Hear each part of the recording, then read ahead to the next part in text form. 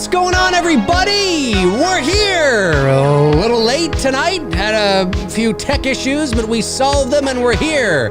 Welcome to episode 157 of Two Dudes and Some Bullshit. My name's Dave McRae, coming to you live from the VoiceMann Studios in Toronto, Canada. He's Tony Michael in Atlanta, Georgia. And tonight we are watching the 2012 horror Blumhouse classic Sinister, starring Ethan Hawke. Is it the scariest film ever made? We'll talk about it. Ladies and gentlemen, we are live!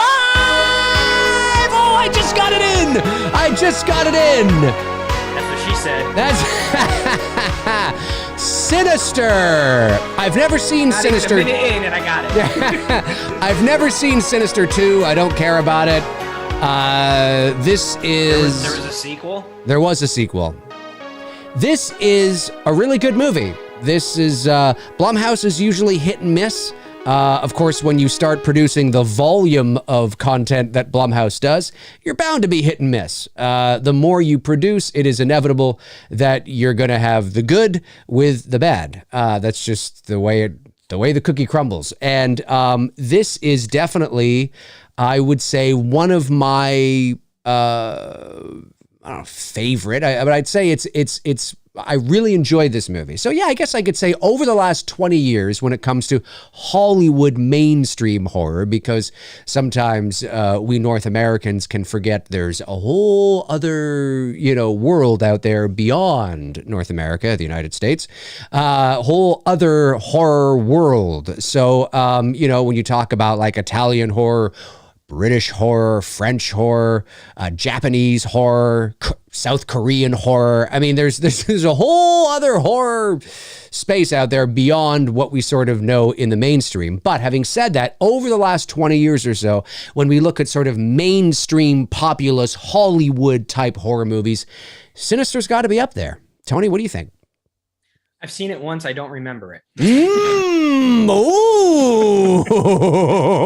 That's, if you want an honest answer, that's an honest answer. I know it has Ethan Hawke in it. He's a writer or something, and he's watching an 8mm film or something. Like, yeah, I don't really remember, to be honest, because I've only watched it once. And to be fair, yes, when I watched it, I wasn't totally. It was like one of those where I was probably editing photos, right, and it was on and I wasn't totally paying attention to it. You know what I mean? It was just because everyone kept, I know it's in the recent like couple years, because everyone's like, oh my God, how come you haven't seen it? Yeah. Haven't seen it. Yeah. Because I hadn't seen it.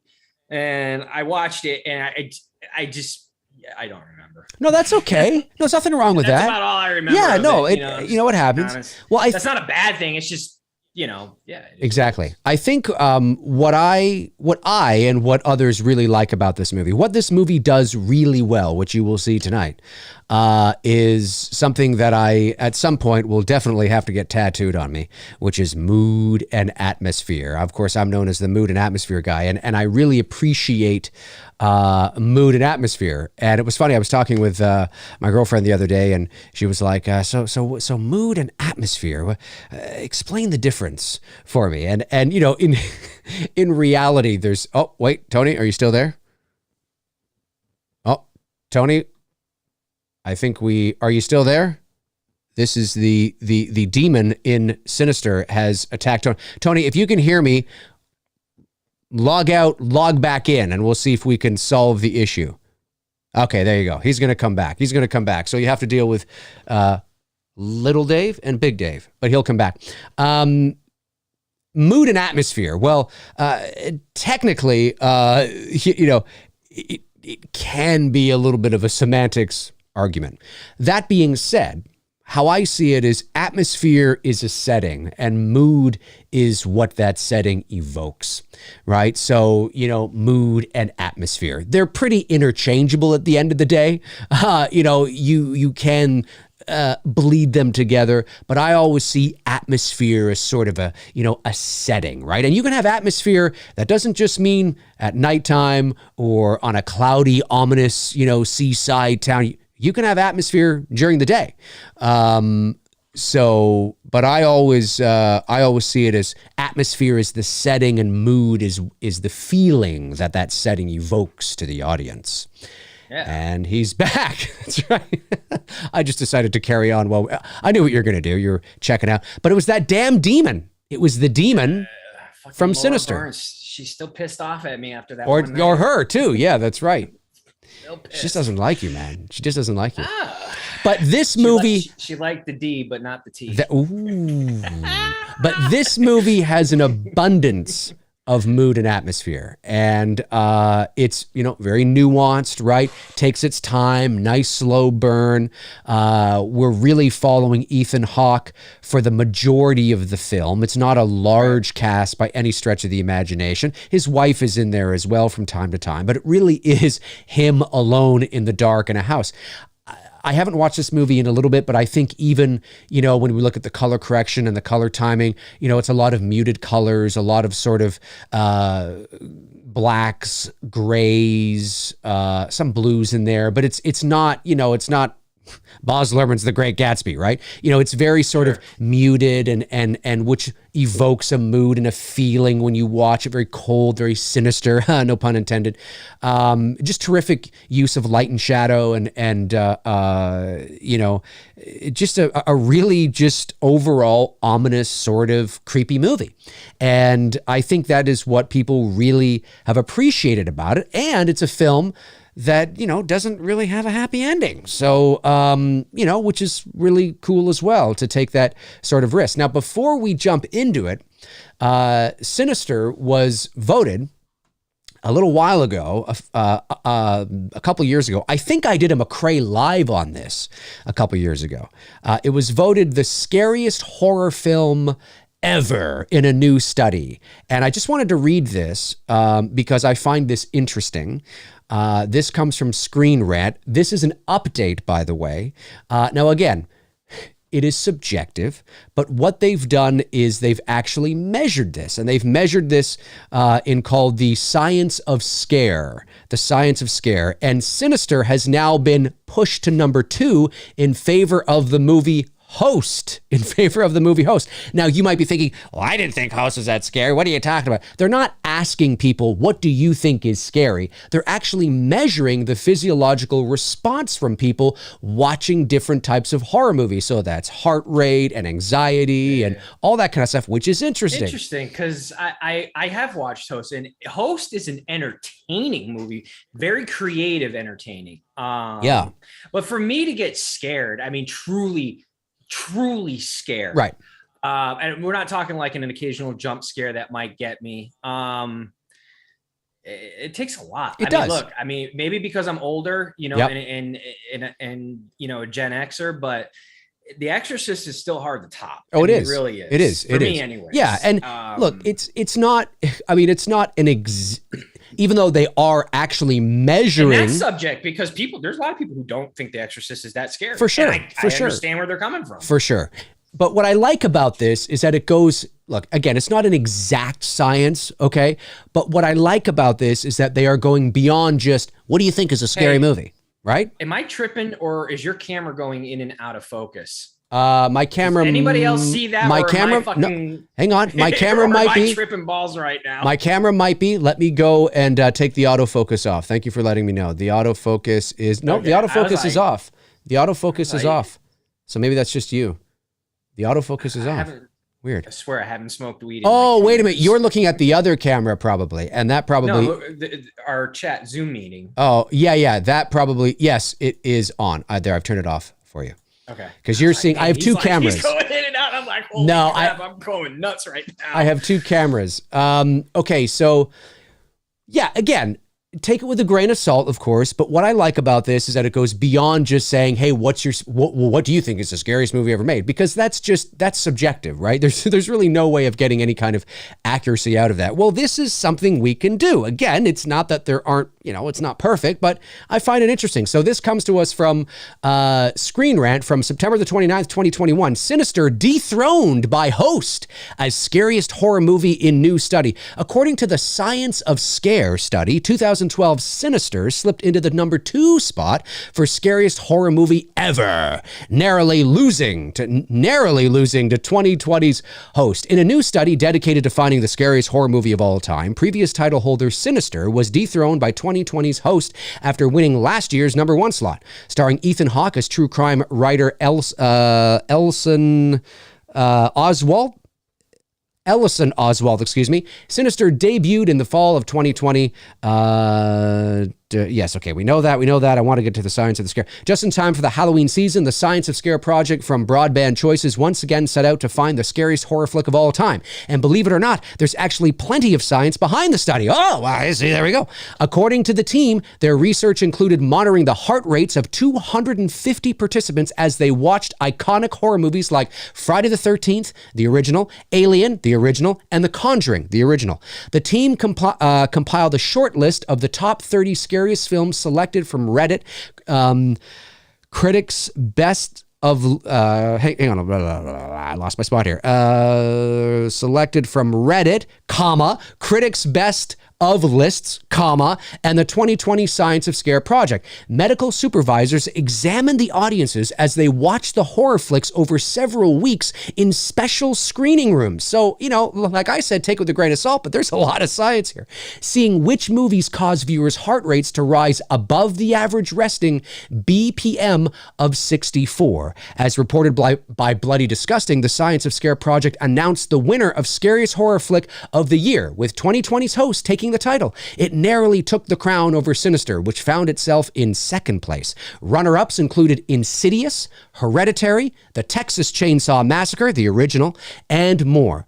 According to the Science of Scare team, host horrified audiences, increasing their heart rates by an average of 24 beats per minute.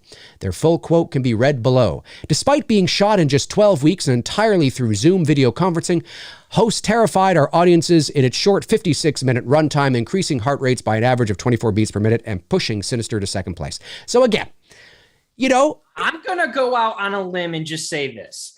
The people who probably were asked to do this are not people like you or I or those of us in the chat room who are horror fans and who are not as easily scared, because we have been inundated with this since we were kids. For sure. My guess is the people who are doing this, which there's pros and cons to it. The pros is that if they're not people who regularly watch horror movies and are easily scared, that's more of an accurate response, because the point of making a scary movie is to scare people. The problem is you and I and everyone in the chat room, we have been desensitized to this because you and I were watching Nightmare on Elm Street when we were 6. Right. You know what I mean? We're 6. Think about that. We're 6-year-old children and we're watching Freddy slice people up. So when you become so desensitized to something, if you and I and a lot of people in the chat room were sitting in this, place to do this, our heart rates would probably be very chill. Yeah, no. When you get people who don't, then I can see that. And that is a fair question, because when we're talking about, this kind of thing and we're talking about science, that is a fair question. Who are the 250 people that we are measuring? Now, that doesn't mean there's not validity to it, but there's 250 people. 200, that's a lot. 250 people that are being measured and monitored, over a couple of weeks, watching many different horror films, types of horror films, old horror films, new horror films.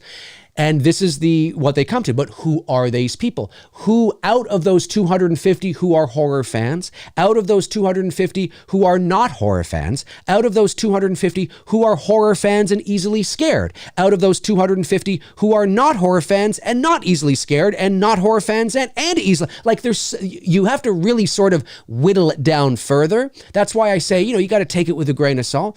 But I like this. I find this interesting because it's not just another fucking Twitter poll of what's you think the scariest movie of all time is. This would actually make a fun episode to do. Yeah, I appreciate the effort. Let's just say I appreciate the effort. And to be fair, as you'll see tonight, Sinister is really creepy. So you can totally understand, it makes sense. It's not like they suddenly said, and the scariest movie of all time based on the 250 people that have said all this is, the fifth Insidious or the fourth Insidious movie. You'd be like, what?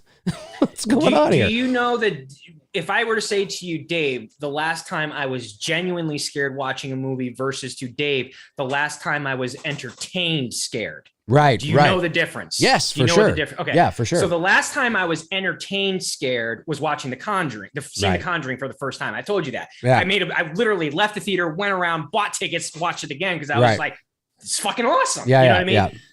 The last time I was genuinely scared, and it was definitely due to a lot of marijuana involved and being under the influence, was watching the Blair Witch Project. Right. It tripped me out. Yeah. You know what I get you. Well, yeah. And it's got actual genuine, like being like I couldn't, like when I went home that night, I couldn't even look at the woods. Yeah. You know what I mean? Like that type of where a movie impact or affects you. Like we've heard the stories, we weren't born, but we've heard the stories of the Psycho stories, people taking down the shower curtains in the hotel. Yeah. You know, people, or the Jaws, Jaws story.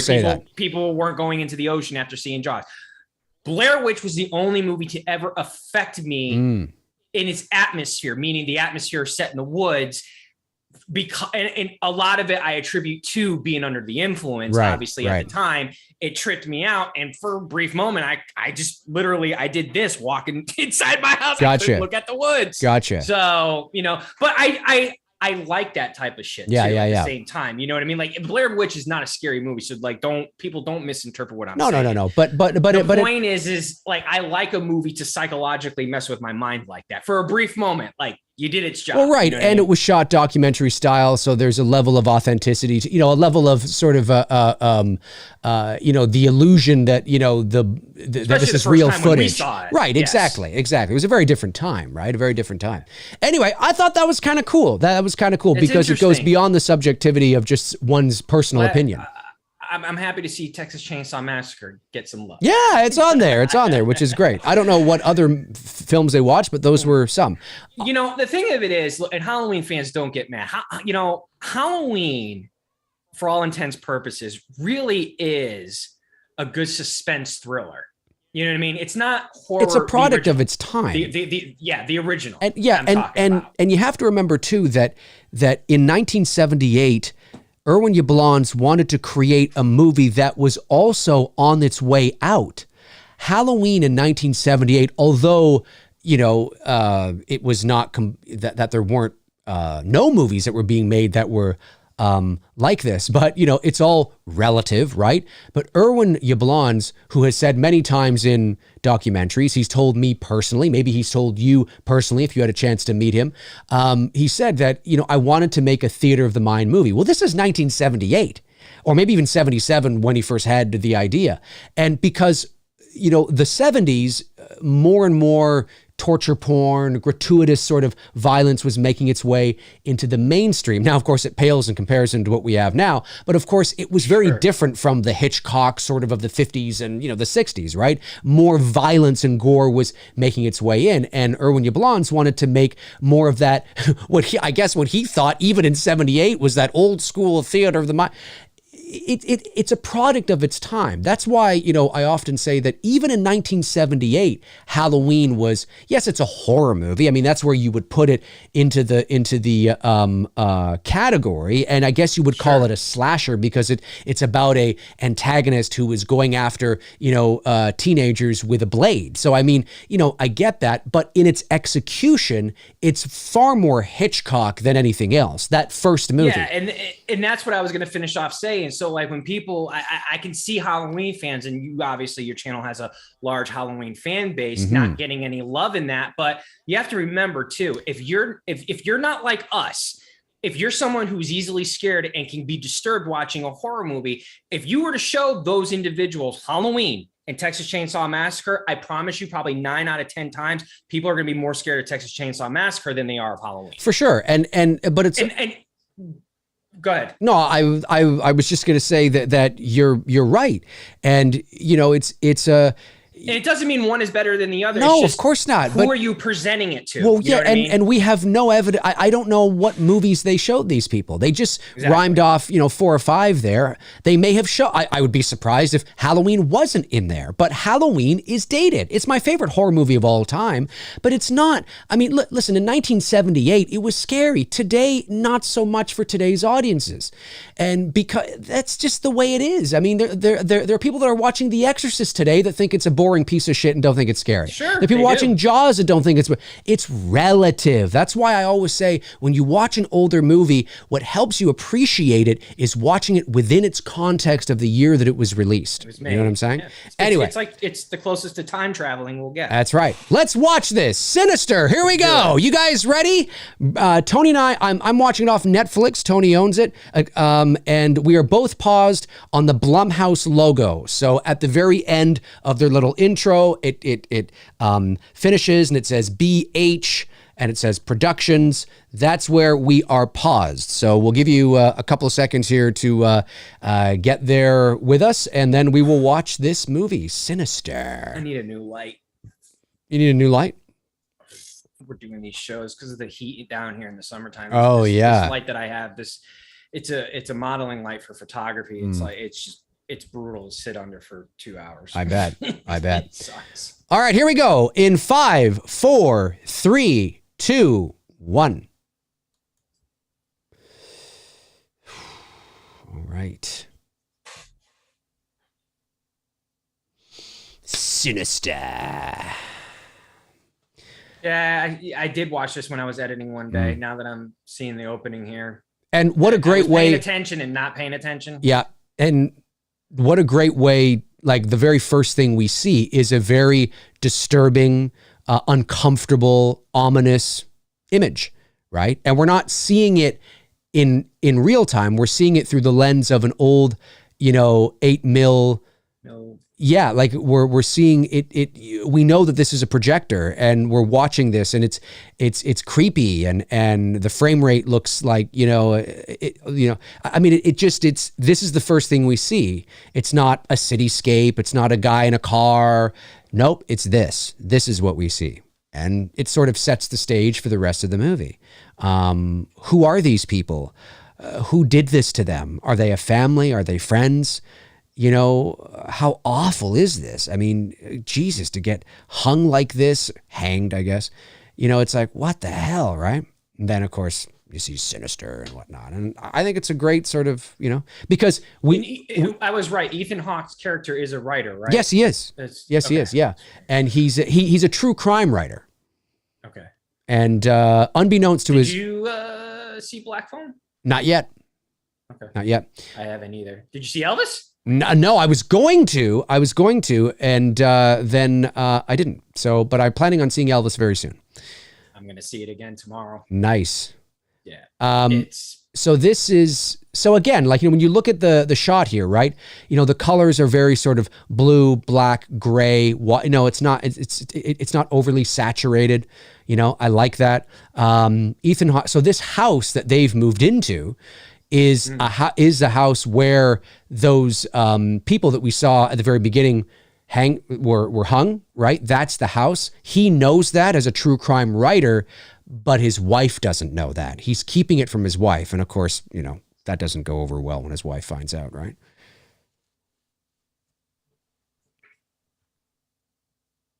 I like that guy, the cop. Yeah, he's dead now. Are you kidding me? Yeah. Yeah, he was he was a good character actor. He's in a lot of shit. And he was, I think he was a politician too, if I'm not mistaken. He was like I think you're right. It's like a senator or whatever he was. He was in politics as well as a character actor. He was in Die Hard 2, for God's sakes. Yes. Yeah. Yeah. Yeah, he died a few years ago, I think. Yeah, dude, you're gonna love Elvis. I can't wait to talk to you about that movie. I can't wait to see it. Excited to see it. Oh,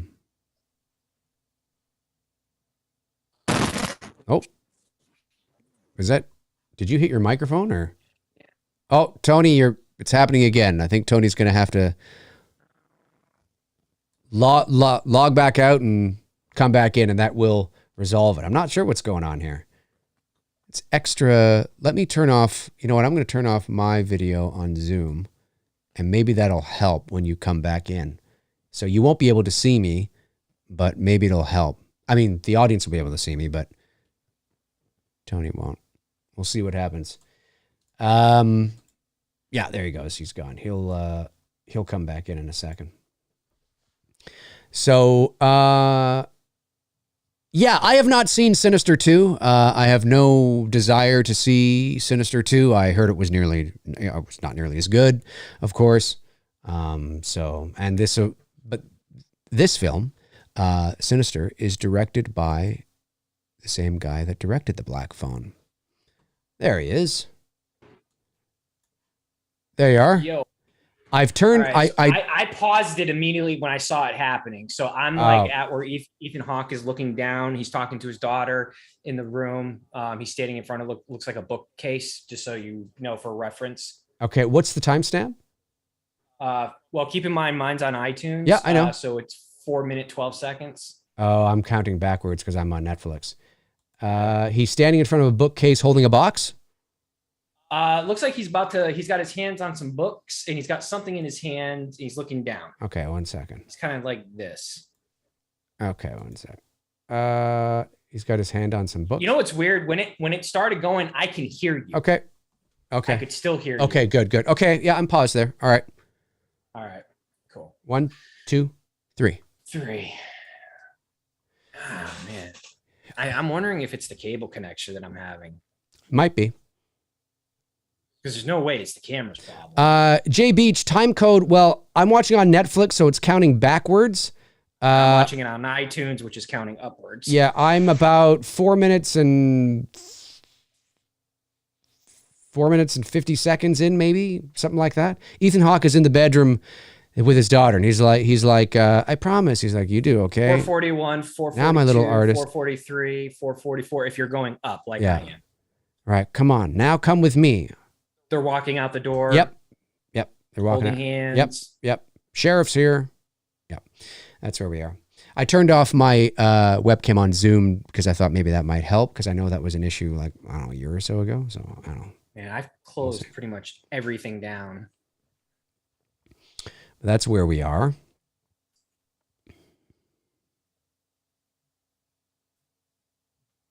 I know who you are. I know who you are. So you're not a fan? Nope.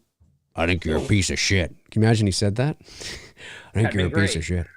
I was just telling the audience, of course, while we were waiting for you to come back, not that they don't know this, but this, of course, is directed by the same guy that directed The Black Phone. So by all accounts, The Black Phone is getting great reviews, both with horror fans and the critics. So it looks like Blumhouse has another win. To do this weekend. Yeah. Mm-hmm.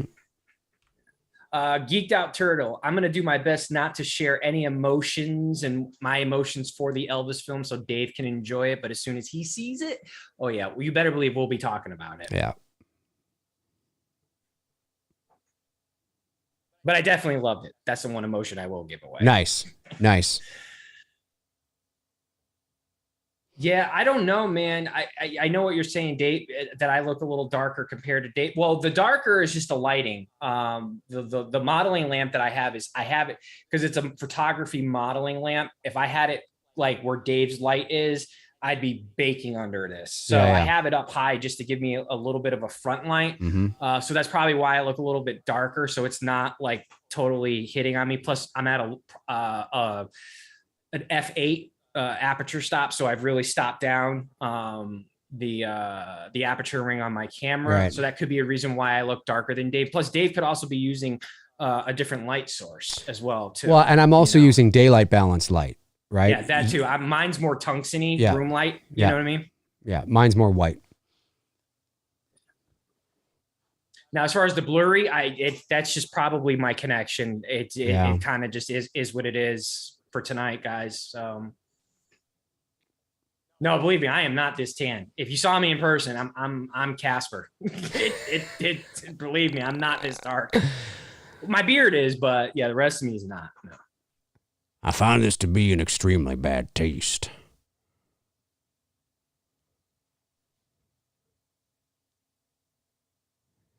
Yeah, his wife has no idea. Like his wife has no idea that this house is the house that those murders took place. And he's kept it for, why would you do? Well, I guess because your wife would never move in there, but he's so obsessed with having another, successful novel.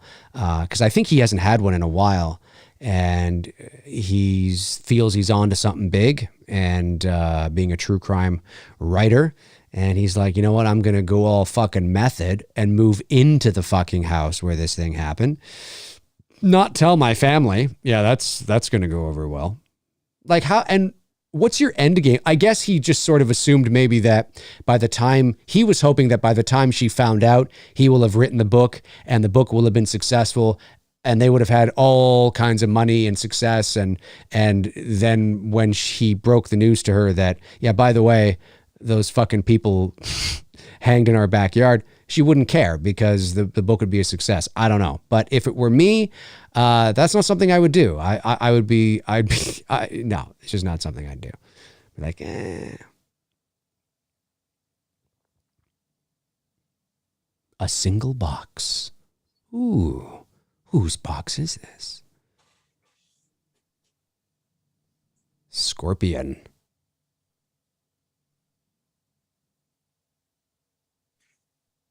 Ooh. Scorpion.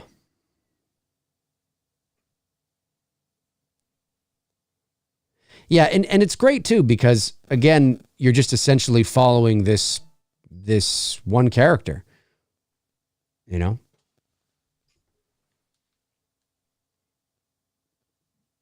makes for simple filmmaking. Yeah, and you create sort of a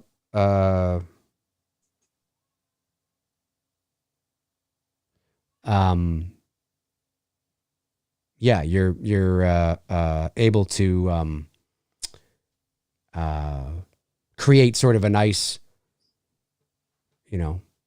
isolation, right? The vulnerability. And now look at the lighting here, right? Look at the lighting choice. Single light from above is the impression of the single light source. Everything's sort of dark around it. In reality, would you, unless I'm missing something and the power's not turned on yet, I'm not sure. But, again, right? This is sort of. No, that, believe it or not, and I'm not going to pick on my friends. I have friends, they're a family of 4. They are like that in their home. They're very conservative when it comes to, if you're not in a room. Right. But look at this shot here. Look at the shot here. It's very similar to the shot we did in Billy, right? Where we're in the dark, looking into the room in the light, right? In reality, do people do that? Well, sure. Okay, of course. But it's great. But it's not that dark. But it's great for this kind of a movie, right? It's an atmosphere, which evokes a mood. It makes you feel a certain way. And it's great for like what's in the shadows behind them there, what's in the darkness, there's great. Yeah, even with all the lights off in a house at night, it's not that dark. No, but there's great use of negative space in this film, and always kind of wondering if there's something, and that's just that is just as important as your story. In how you tell that story through the lens, where you position your camera, how do you craft your shots? I mean, you can take a camera, set it down, point and shoot. You can do that, but you don't have to do that. You can, think about where you're going to place that camera. What is the lighting going to be? Craft those shots. Really think about how you're telling your story, because especially if you're doing a horror movie like this, you want your audience to feel a certain way. And they could have had all the lights on. They could have had all the lights on all over the house and them sitting there. But why? Why don't we just kind of do this and craft this and do that, whatever the case is, right? It's great. And I really appreciate storytelling that does that.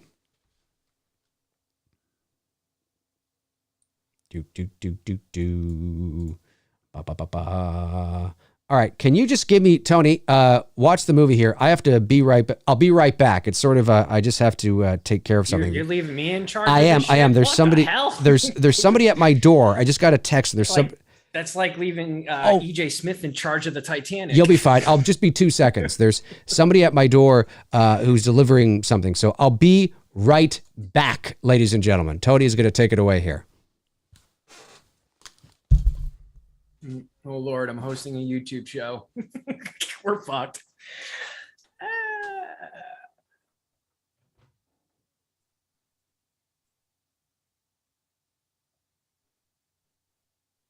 Yeah, I'm definitely going to see Elvis again tomorrow.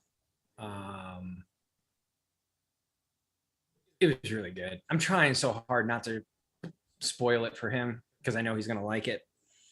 But I will say this. Probably easily my favorite movie that I've seen in a really long time. And that's not just a biased opinion because I'm such a fan of the artist himself. It just was just well done. I haven't felt that way about one since Walk the Line, which I really enjoyed as well too. I don't know what to fucking talk about. I'm not a YouTube host. So I'm just, yeah, gonna talk about seeing Elvis without spoiling it.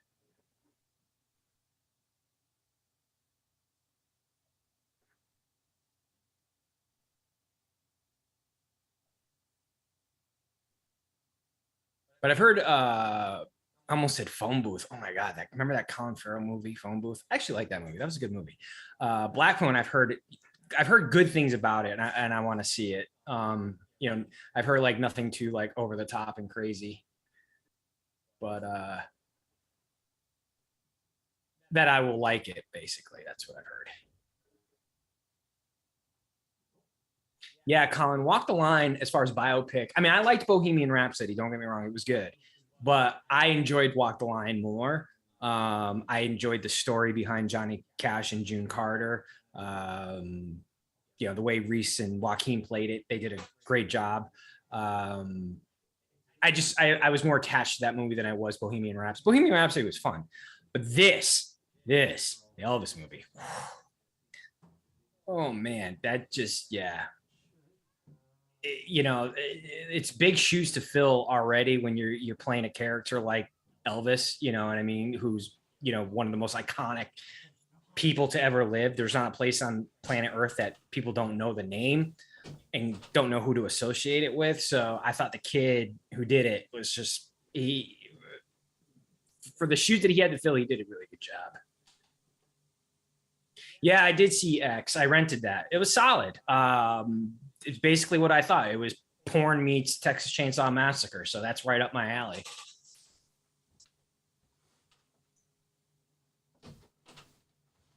Yeah, Daisy, it's definitely Oscar worthy. I will be shocked if the kid doesn't get nominated. I can't say for sure if he'll win because I don't know what else is going to come out over the rest of the year. But if that kid's not nominated, then I mean, I've already lost hope in the Academy Awards already. I'm back. All right. No more talking about Elvis, guys. I left my movie going, so oh yes, God, that was so uncomfortable. That's okay. I'm sure you did fine. I'm sure you did fine. I didn't know what the hell to talk about, so I started talking about Elvis. No, that's okay. I had no idea what the fuck to talk about because I don't know this movie like you know, right, like they right. know it. You know what I mean? Like it's not one of those. Wait, did you pause it? Because I didn't pause. No, it. I didn't pause it. No, okay, so I didn't pause it. No. He's just watched it. Scotch. Yeah, he's drinking the scotch. He's disturbed by what he sees, and yeah, he's very disturbed by what he sees, and again, you know, we're and that looks like it's what, probably like the 80s, like that he's watching. Yeah, 70s or 80s, and the fact that he's got to watch a movie, you know, the excuse again that you got to watch it in the dark, right? You know, so you can turn out all the lights, and he's asking this question, who made this film? But it's a question for the audience too. Yeah, what is the context of this? Like, who are these people, and what happened here?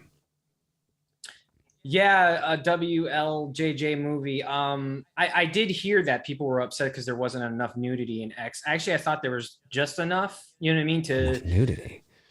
Not just enough to not be a porno. You know what I mean? Like they rode the line pretty well of what I was expecting of that movie. And it was great. I enjoyed it. Like I said, it had, you know, sex meets horror, which is, I'll watch anything with that type of theme to it. That's it. And that your girl, man, she, like you said, she's carving out a nice screen queen path for herself. Oh, Jenna Ortega. Yeah, she is. Yeah, she is. Well, she's returning for Scream 6. She's in another horror film. Good for her, you know. Yeah. Wish her all the best, and just keep doing what you're doing, girl. But there's a creepiness to this film, right? Like everything is yeah, there's good focused. tone. I mean, it's not really like bugging me out, but then again, no, but we're watching it on the show here. You know what I mean? I mean, it's, we're half paying attention. Pay attention to them, and exactly. But a lot of this film takes place in the dark. The lighting, I will say, is really good. They did a really good job of creating the lighting. Yeah. A little bit of feeling some Halloween vibes here, and Maury's walking around the house. Why doesn't he turn on a light? The Wallace house. Yep. I mean, yeah, he could. He's in his own house. You know, he could turn on the light. I get it, but you're trying to create something here. That's right. What was that went by? But again, right? Yeah, of course. I mean, it's a horror film. Lots of people don't turn on the lights in horror films. And always remember, folks, that the characters in a movie don't know they're in a horror film. Exactly. Until, shit happens, right? Shit hits the fan, yeah.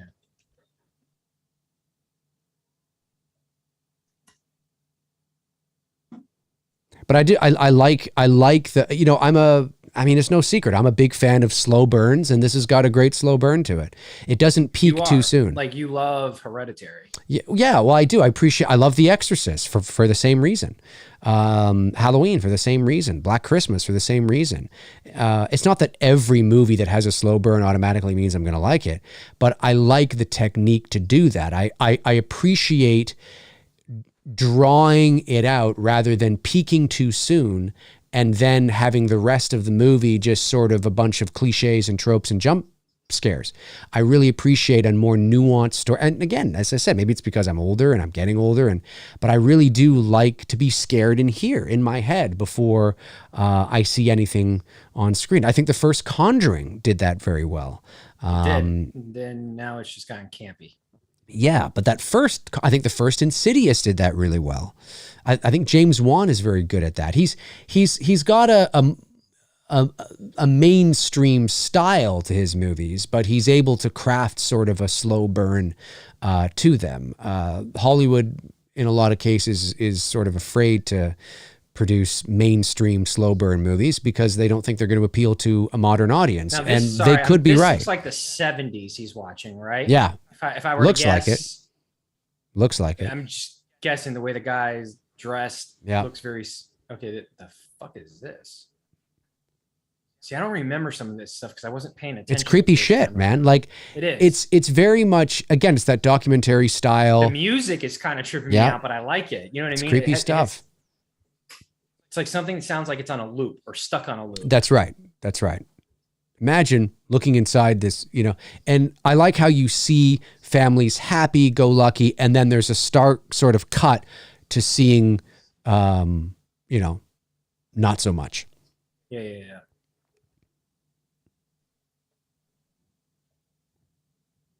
This was filmed in New York. A lot of it was. Sinister? I think Long Island. Yeah, I think Long Island. I can believe that. I think. Whoa. One of the islands. Imagine coming across this and seeing this. Your wife has no idea you're chugging back scotch and watching this shit down the hall. I like a good bottle of scotch. Do you? I'm not a big scotch guy. Not a big scotch guy. I like a good scotch. Yeah. I like a good scotch with a good cigar. Yeah.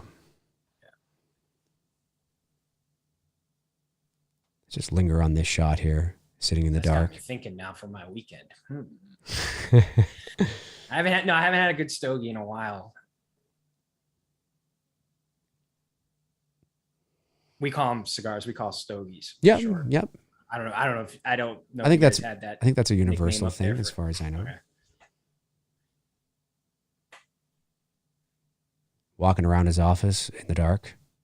Great lighting. That's great. Again, it's from shadow to just a little bit of an uplight under or an underlight underneath. Right. Like this movie would also look phenomenal because of the lighting they've chosen. It would look great in black and white. For sure. Because of the lighting they chose. Correct. Because the lighting that they're using, for those you don't know, it was very common for horror movies, for black and white films back in the day. Yeah. The uplight. Look at the first season of The Munsters.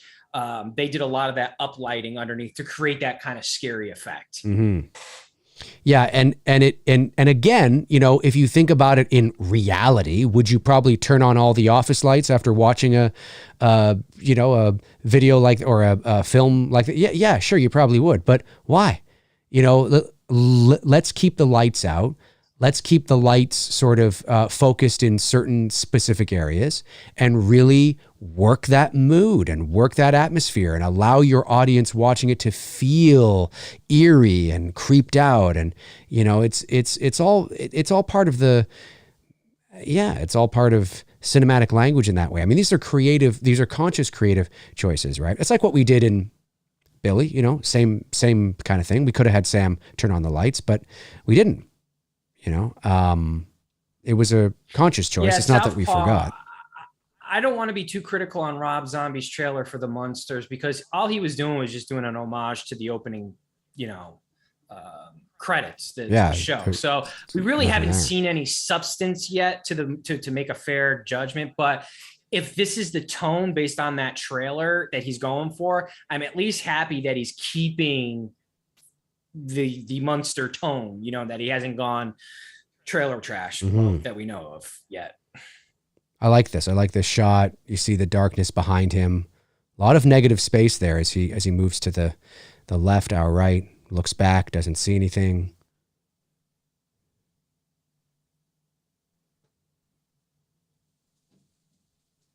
It's good stuff. Like, look at that shot right there. Look at that. One light source as he's walking down the hall. Like, this is a great use of what I'm talking about. You know, yes, he could turn on I'm sure there's hall lights. He could turn on the lights, and why wouldn't you if you think there's something going on, or there might be somebody creeping around?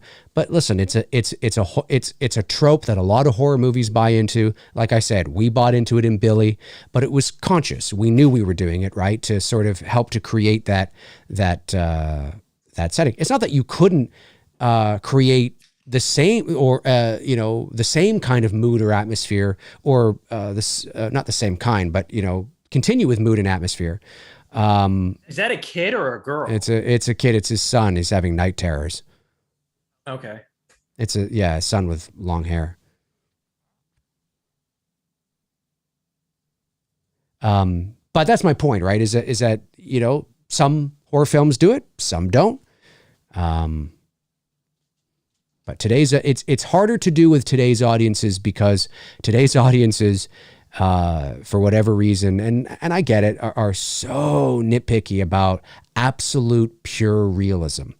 What they see as absolute pure realism, and sometimes it's hard for audiences to just kind of sit back, shut up, eat their popcorn, as Chris Nelson would say, and enjoy the movie. Now, that doesn't mean that you should negate obvious errors or obvious sort of, holes or things that don't make sense. I don't mean that. I'm talking about the over sort of nitpick of stuff because an audience really needs everything to be so, real. And it's like, well, there are some stories that, you need to suspend you need to take creative cinematic liberties because you're telling a story, a visual story. And sometimes you need to, stylistically, you need to, make a few creative choices to entertain your audience, to make your audience feel a certain way. Even though it might not be exactly what somebody would probably do, you let that go usually because it's a horror movie and it's scary and it evokes a feeling, and if the movie's really good and the story's really good, then you forgive those things, right?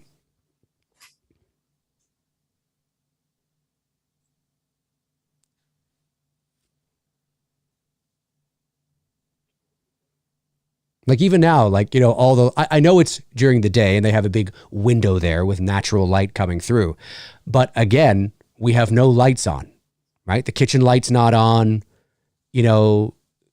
there's no lights on. Now, unless I missed something, and maybe to Tony's point, unless I forget, and maybe it was mentioned earlier or was hinted earlier that the family likes to preserve energy, or maybe there was a plot point where they needed to do that. Maybe I missed that. So I stand to be corrected. But I like that shot right there. You know, with him at the table alone, the light coming through the window, he's backlit by the light. Again, here he is here, back in his office, right? Turning things off. We're in the dark or dimly lit environments a lot in this house, which probably wouldn't happen. You'd probably turn on some lights. But I love it because it works, right? I buy it. I believe it. I get it. I totally get it. And it works for this kind of a horror movie. It's creepy and it's eerie and it makes me feel unsettled to constantly be in that environment. It's like The Others, right? You know, The Others wove Never it. seen The Others. Never seen The Others? Oh, it's great. The Others. Isn't that Nicole Kidman? Nicole Kidman, yeah. The Others. Now, mind you, The Others wove it into the narrative. So basically, her two kids, her young kids, have a disease where they are allergic to light. It actually is a real thing, and so of course that gives the creators, the filmmakers, the excuse then to, you know, place everything essentially in the dark or in dimly lit environments, right? Got to always draw the curtains. Now it comes to bite them in the ass later, and then you discover sort of the big twist and all this kind of stuff. But again, kind of cool, you know? And sometimes fans need that. Sometimes fans, I just want to say, sometimes fans need a real world logical explanation for it, and sometimes they don't. Sorry, go ahead. No, I was just going to say, for the last few weeks, I've only my room in the living room. Ooh, can you imagine seeing that, dude? Sorry to interrupt. Can you imagine pausing it? You're watching these creepy fucking videos. Honestly, I'd laugh. You'd laugh? I'd laugh if I saw that. I don't know, man. I'm just so desensitized to this stuff. It takes a lot to really get under my skin. But that's a cool effect. I like that with the fire turning on. I like that. That was cool. Yeah. But it's, I mean, if you put yourself in that position, and I'm watching real life crime videos of people being murdered, and that's what I see, I'd be like, what the fuck is that? Is that somebody in a mask? Like, what the fuck is this?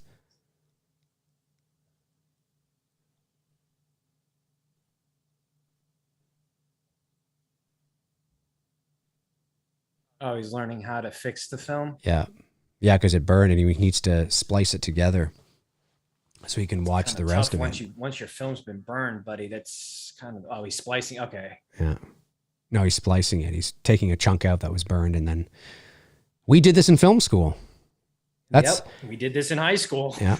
That's where the term the cutting room comes from. We're so old. You actually did cut film. Yep. It was fun learning that shit. You know, it was fun learning how to edit on the toast. Did you guys have a toaster in editing? In high school, not in we had film in school. high school. That's how. Yeah, school, we had the splicer, you know, for that as well too, to splice your film together. But we also had a toaster that we used for a toaster. By the way, guys, it's just a term of it's an editing device that you can edit with film that we had in high school to edit our films. God, I look back on some of that shit that we made that we thought we were doing so good, and I'm like, yeah, no, not good. But when you're 16, everything looks great. It's true. Oh, what I was going to say about this kid in the night terror too. I only had one incident as a kid where I had a sleepwalking incident with my mom, and I walked into her room and I don't know, I was talking about random shit. And then I left and went back to bed. And I don't even remember it, but I've heard the story plenty of times. Yeah, night terrors can be really frightening. I don't suffer from them, but you know, when you read about them or you know people who do, they can be really frightening. And it can be like I understand why writers will sort of use night terrors in some horror films and things like that. Oh yeah, I mean it's got to suck if you go. Well, it's got to suck if you go through it because you don't know you're going through it. Yeah. Does that make sense? Mm-hmm.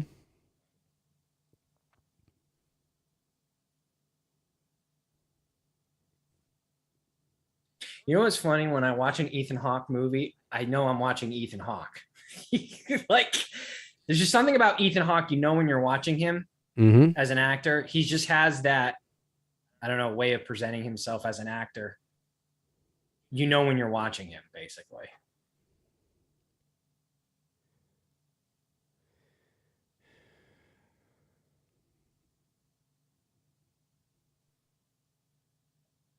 You're neglecting your wife, buddy. She wants it, buddy. She wants it, and you're neglecting your wife. For a 8mm movie. He's trying to film the screen with his camcorder so that he's got it digitized. Right? You're giving up the tang for your book. Right? He's writing a book on this, right? Yes, well, he wants to. He's writing notes, I should say. He's gathering information. He's a true crime writer who I don't think he's had a successful book in a few years, and he wants to try and get the same success he had with a particular book.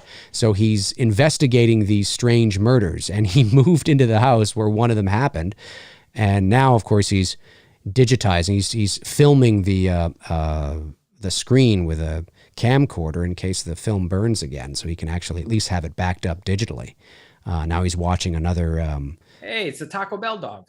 Yeah. But if I came across, like, if this was, like, if actually watching this stuff would be, like, you know, if you came across, and it's real shit, like you're actually watching it, it'd be fucking scary. Do you believe that there is a dark web out there of this shit Yes. that actually does exist? Yes, You do? yes, 100%. I've never bothered to look it up because I don't know. Yeah. Maybe I should, but I don't know. I've never. Yeah, it's scary. But I mean, like, if you, I hate to say to use the words I'm afraid, but I am afraid of what I would see. Right. You know, I don't need those images embedded in my mind. Well, that's what I mean. You know what I mean? And of course, now we see the guy walking into the room where there's a young kid. Well, in this context, I'm watching it as a movie, so I'm not taking No. literally. Yeah. But in a real life scenario, Yes. Yeah, that would not. I no. Well, that's what I mean. Like, and he's sucking back the alcohol because he's just like, he's like, what the fuck am I watching? What the hell? I've watched people burn in a car. I've watched people drown in a pool. I've watched people have their throats slit. I've watched people hanged in a fucking tree. Who are these people? And who's doing this? What is going on here? And I love that sort of mystery aspect to it. And we're just following this one guy in this creepy environment with this creepy music and shit. And I think since true crime is such a big thing, Is that a symbol? it is, yeah. Okay. Yeah, it's a symbol he saw on the hood of the car. He's seen it in other spots, and he's like, there's a pattern here. Maybe it's the symbol of the killer. I don't know.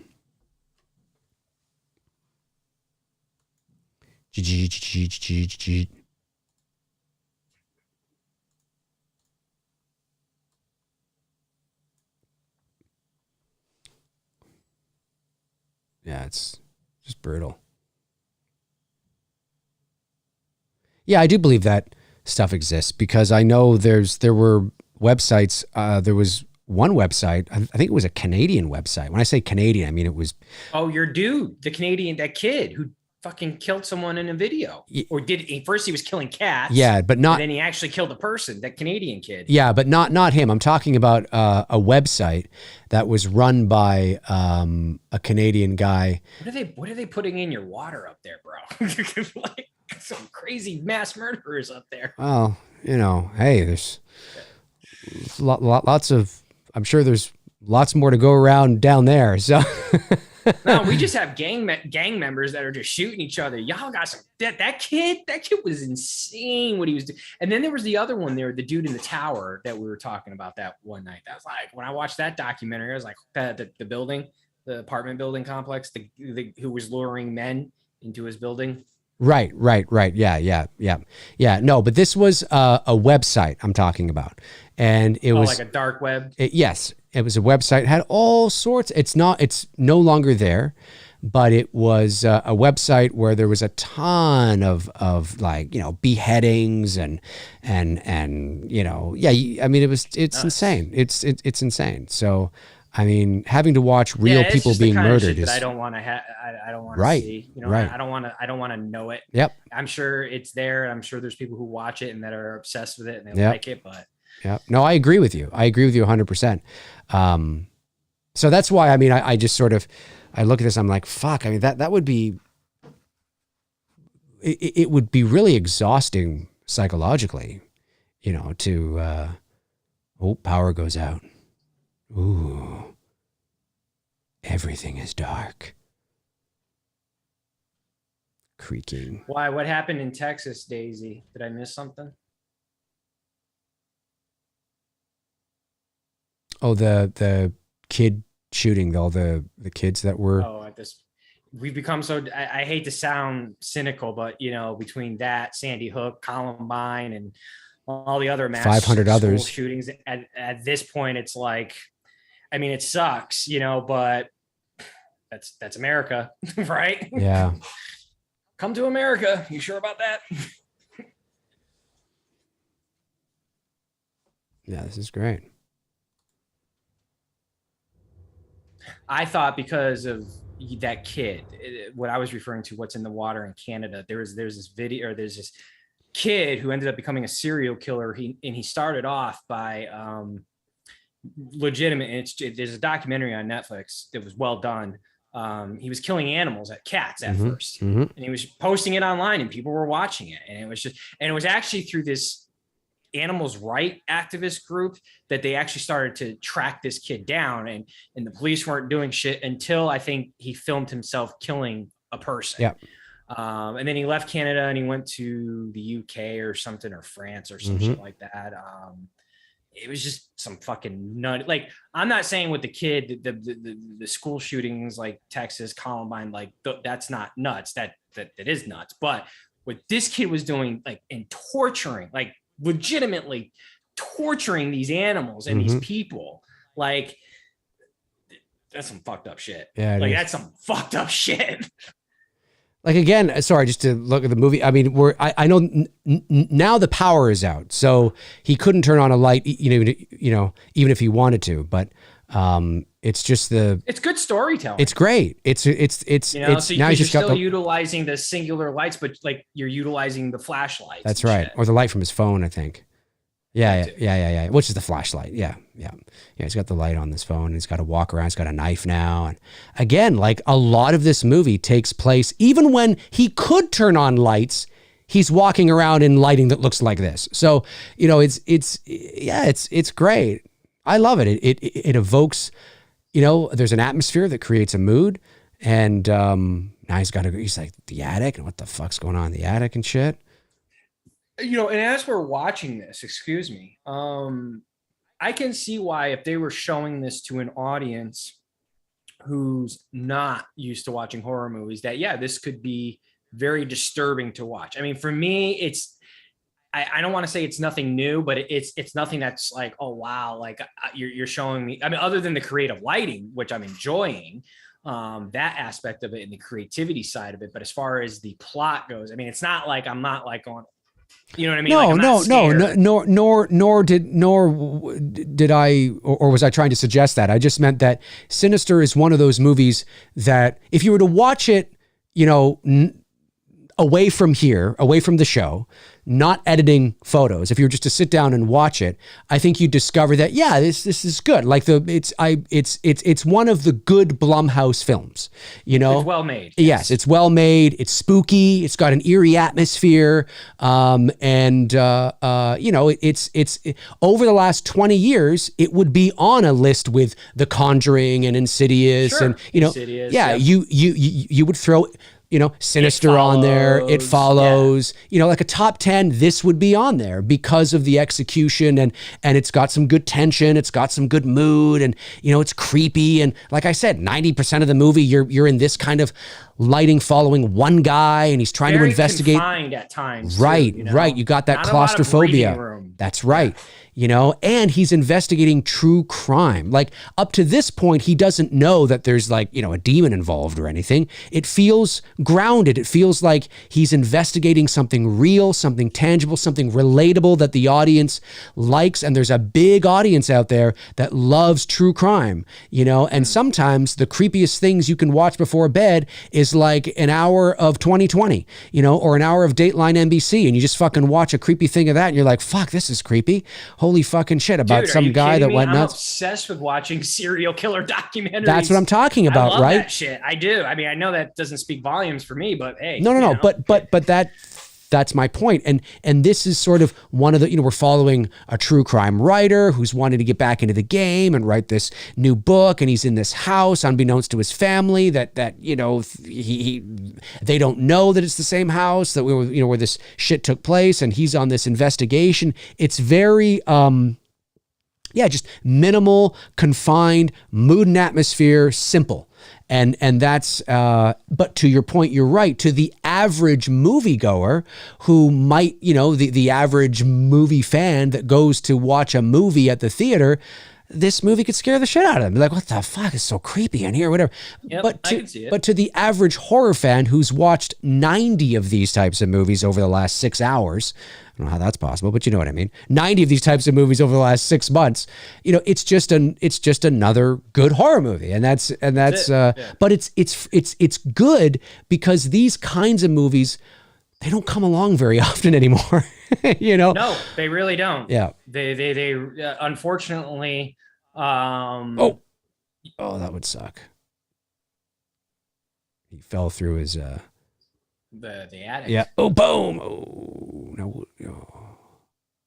And like I said, The Black Phone, which apparently is getting rave reviews by critics and fans, horror fans. Yeah, I'm looking forward to seeing that. Is directed by the same guy that directed this movie. So he's going to bring, so you'll probably notice the same sort of directing sensibilities. I mean, it's a different story, it's a different sort of thing, but you'll probably notice the same sort of maturity to it that he brought to this movie. At least that's what the general consensus is that I'm getting. And that's good. And Ethan Hawke's in that movie too. Of course, he plays, you know, the bad guy, but yeah. He plays a good bad guy well, because he's played a bad guy a few times. Mm-hmm. Yep.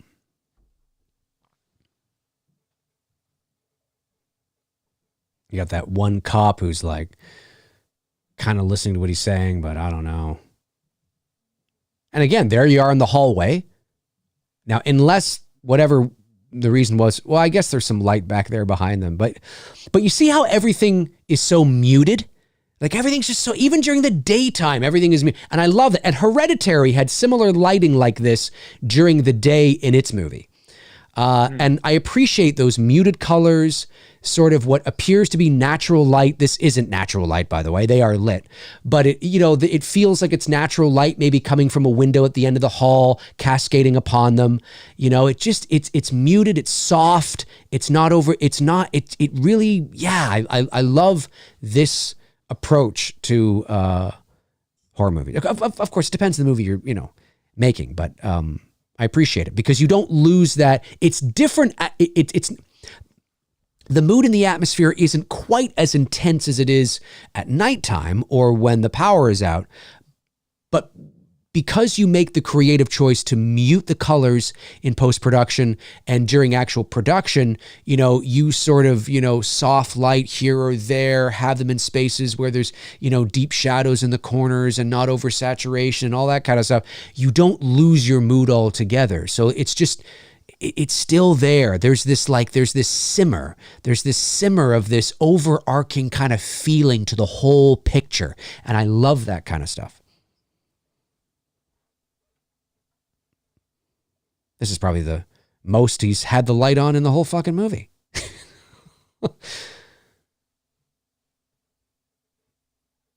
Unless that's supposed to be like natural light coming in from a skylight or something. It looks like it could be.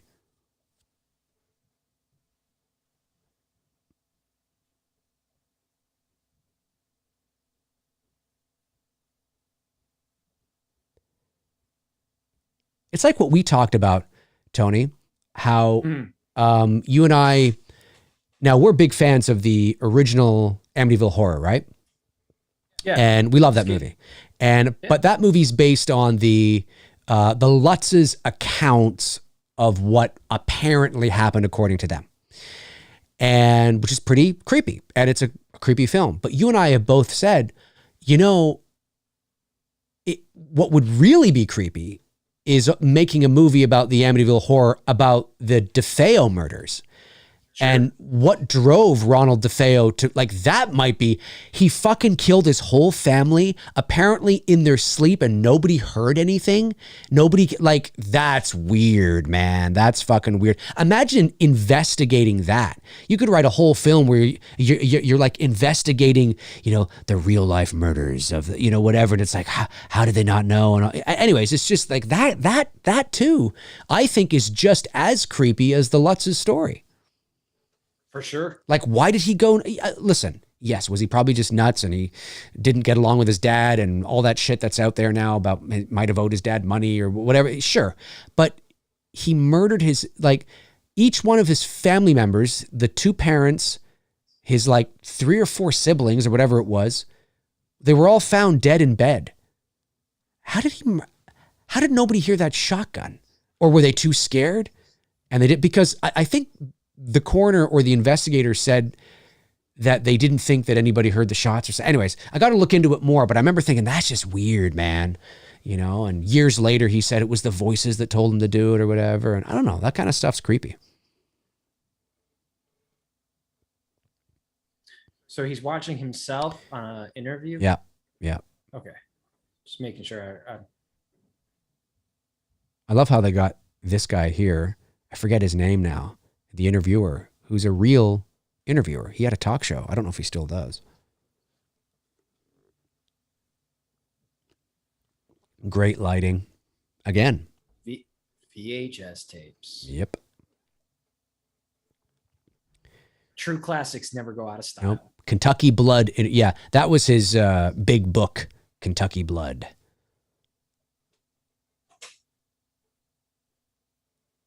It's got to be tough to be an author.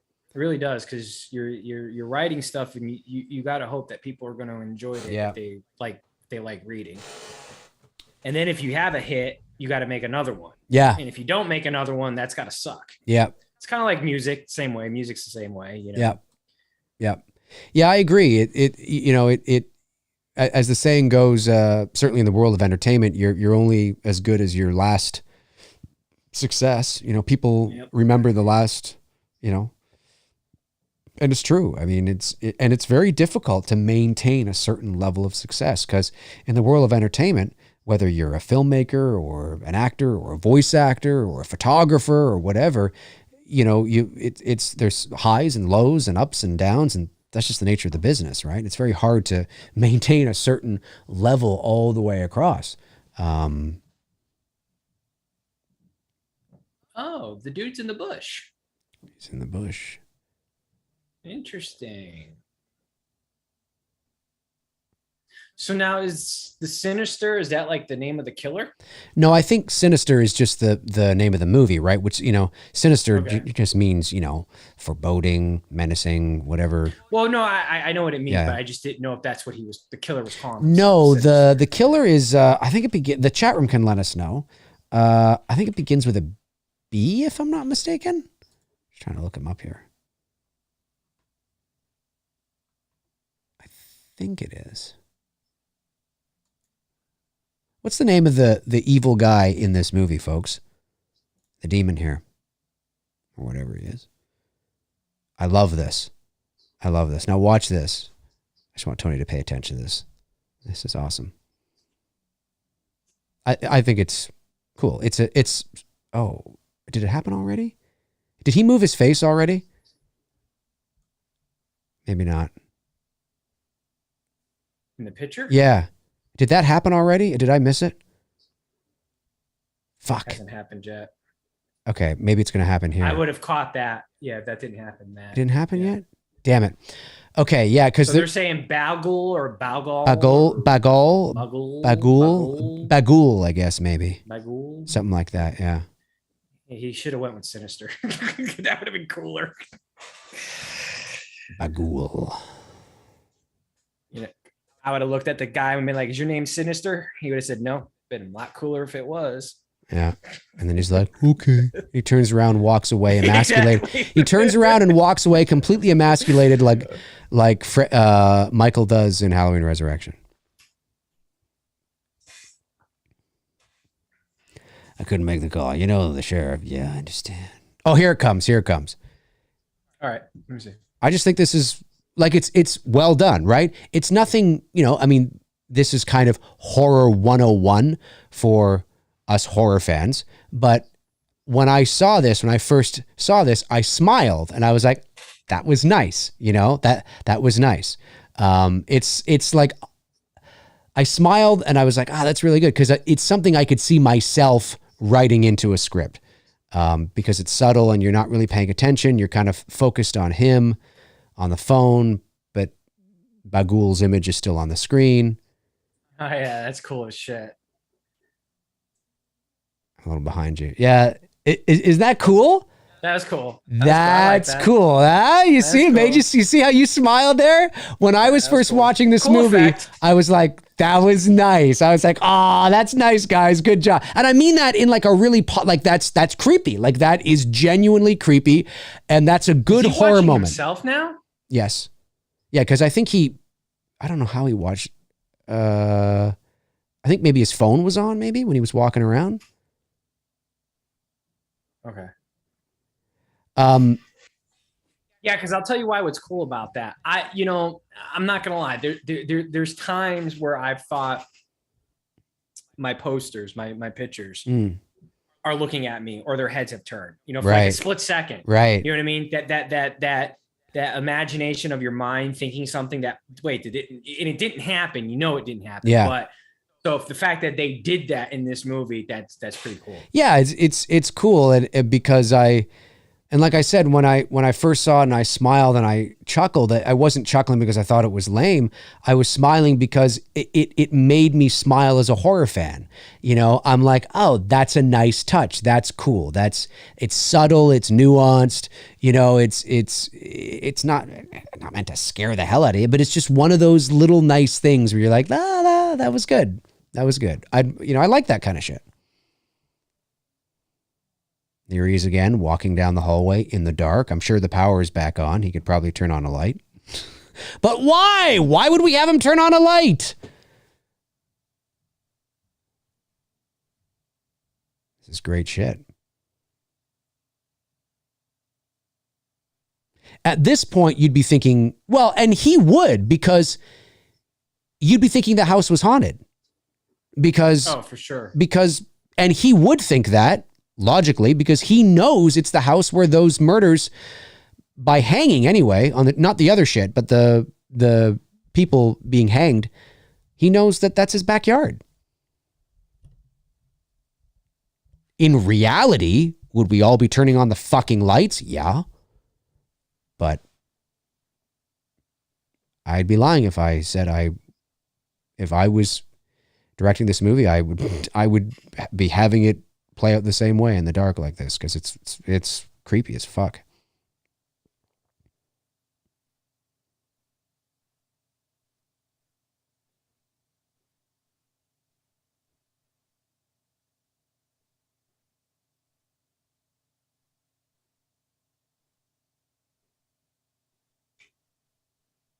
Just his imagination, perhaps. I don't know.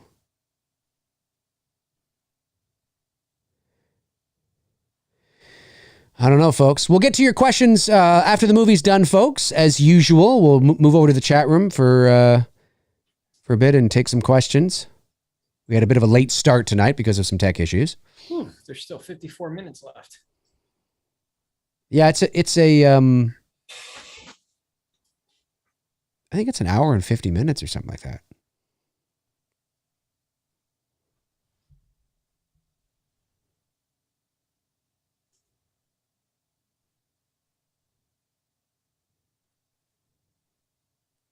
Got a baseball bat. Oh, it's his kid. Yeah. Another night terror.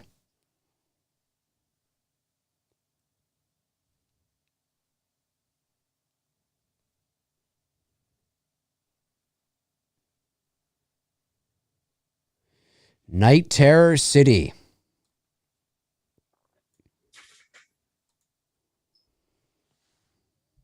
The Fog.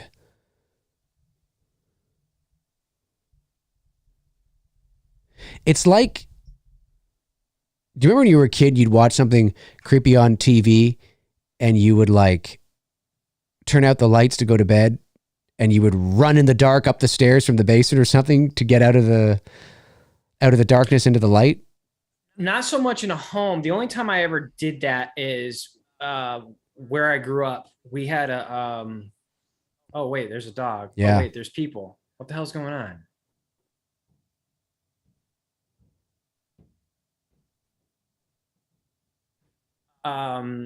We had a path, a cut through woods. Right. That's where I would, and as a kid, when I would do the cut through by myself at night, yeah, I would get that kind of uncomfortable feeling where I might have just moved along a little bit faster. Yep. To get to the street, to the other side that I need to get That's to. right. There was when it's basically the same thing. Yeah. No, and to piggyback off what you said there was a spot I would go jogging at night when I was a teenager, and there was this spot where there was this hill that would go kind of into this ravine wooded area and like down into a ravine wooded area across a wooden bridge and then kind of up the other side, and then you would come out back out into the open. And it was creepy as fuck down there at night.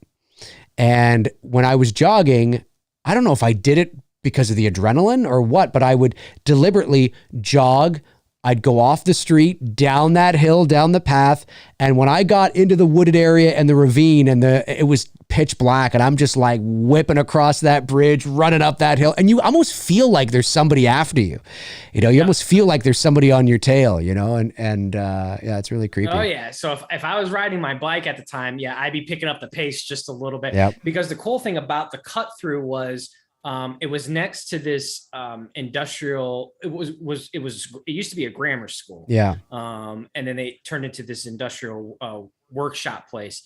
But they had like these security lights that just gave you enough light to see going through it. Right. Just like the kind of lighting that we're seeing in here. Yes. That's about the lighting I had. Right. Just enough. Right. It was still dark because you had enough to go through the path, but it would drop off into just darkness. Yeah. Like real quick. That's awesome. And yeah, whether you were riding your bike or if you were walking through it at night. Now, of course, there's times I'd be like holding hands with like walking my girl and I'd be all like macho, like, oh, this is fine. Of course. But truthfully, I'd be like, let's go. Come on, let's go. Yeah, I know.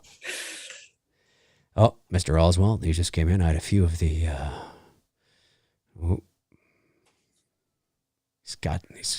the cop is helping him out.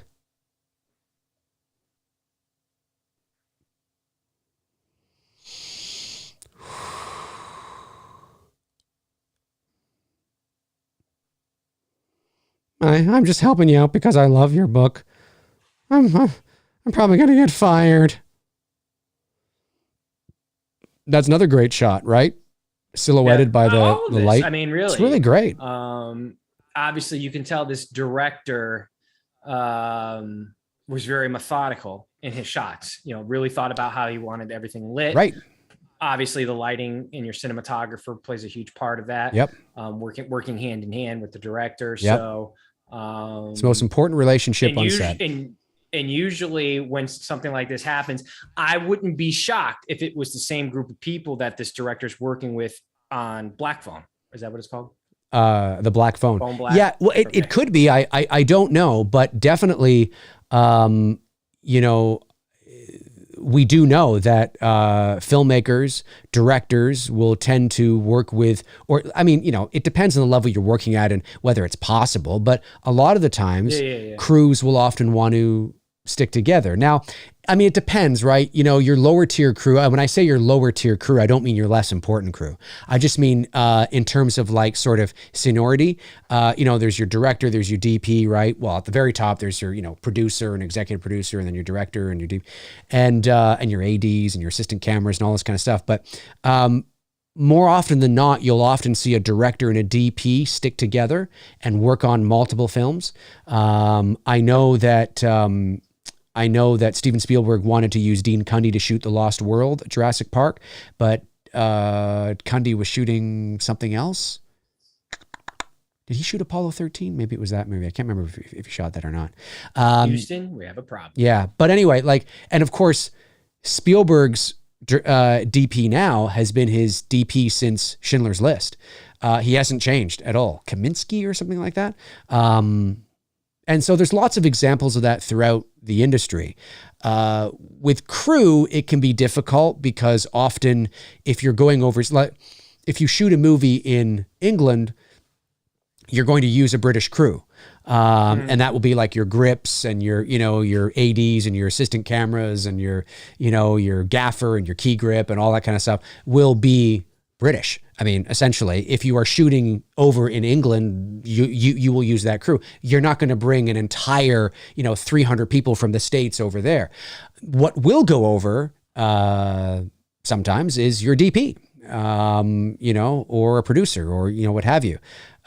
So you'll often see the DP and the director stick together over multiple films because they establish a working relationship, because it's so important. I mean, they are really responsible for the visual look of the film. And then sometimes a DP will have a gaffer that he or she wants to work with, that they work with a lot.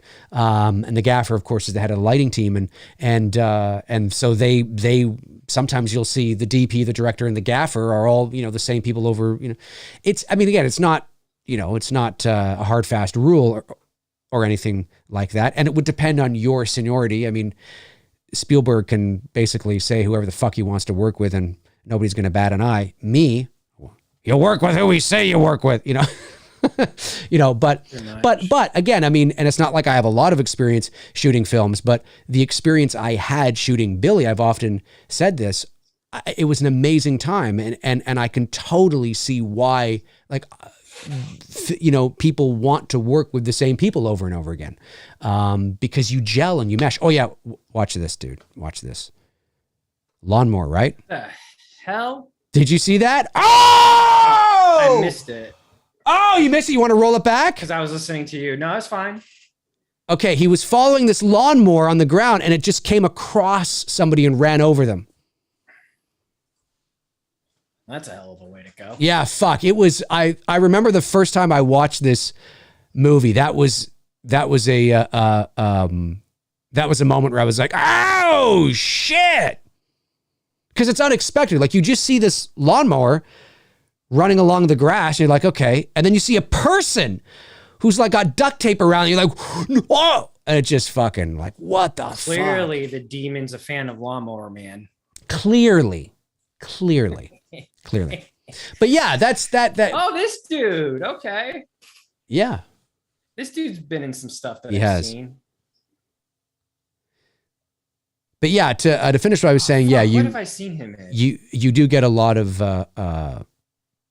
sometimes, yeah, you'll get certain crew working together over multiple films. So I don't know if, of course, it'd be easy to look up. Maybe somebody's already said it in the chat room. Yes, we know it's the same director for The Black Phone. We know that.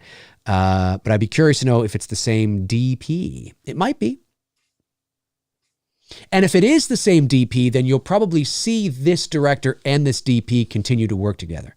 And Blumhouse will probably want them to continue to work together because they have a track record, at least with these two films, of success.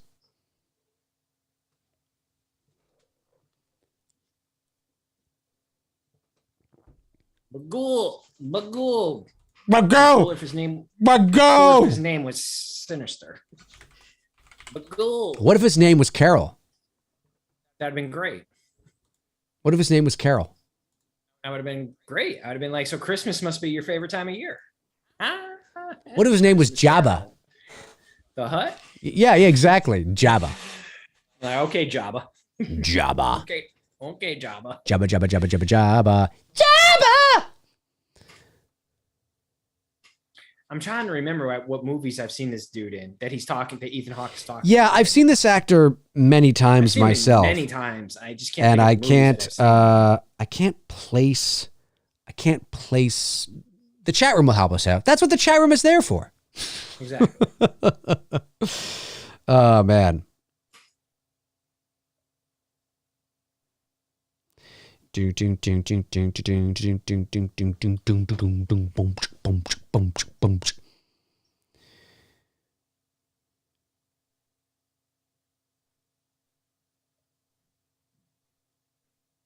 I love this. I just love the fucking cinematography in this film. It's great. It's good shit. He also did the first Doctor Strange, I believe, as well. Oh, the director? Oh, okay.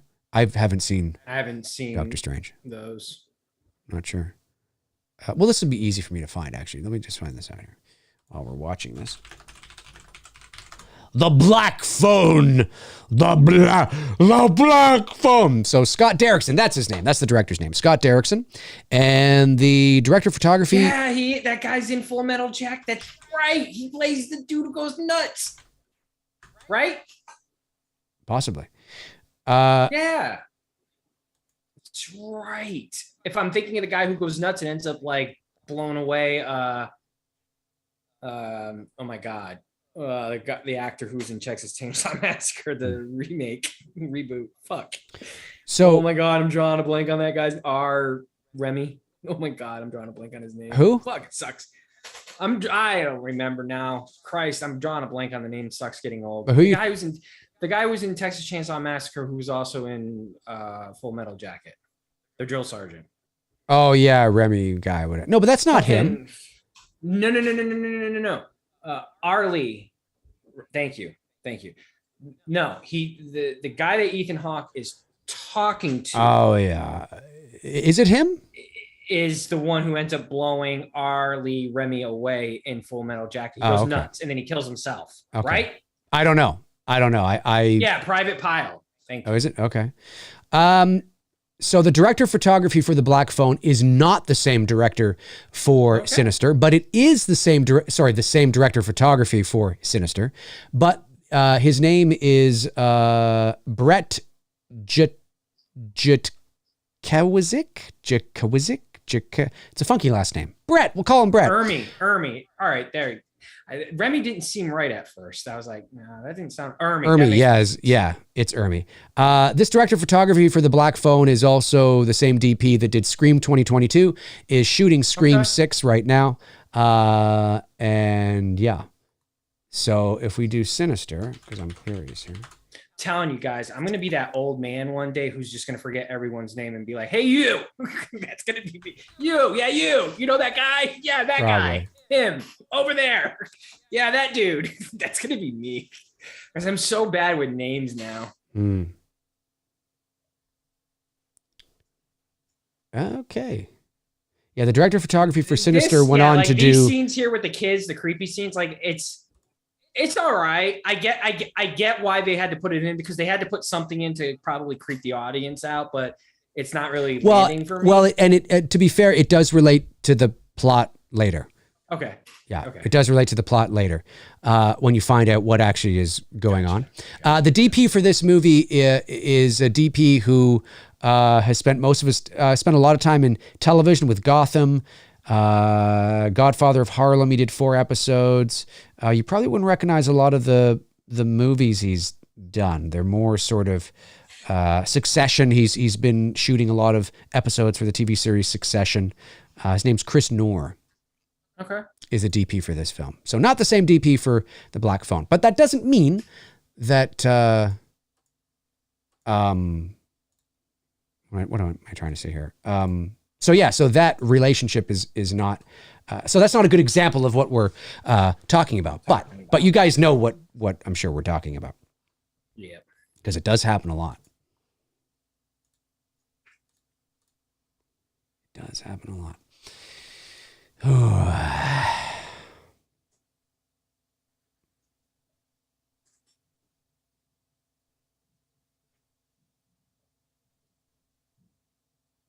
Is that the kid?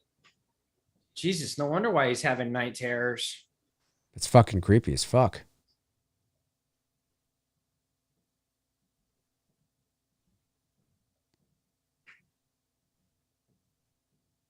Yeah, it's got a good pace to it too. Like, I mean, they're drip feeding to the audience, obviously, but it's not.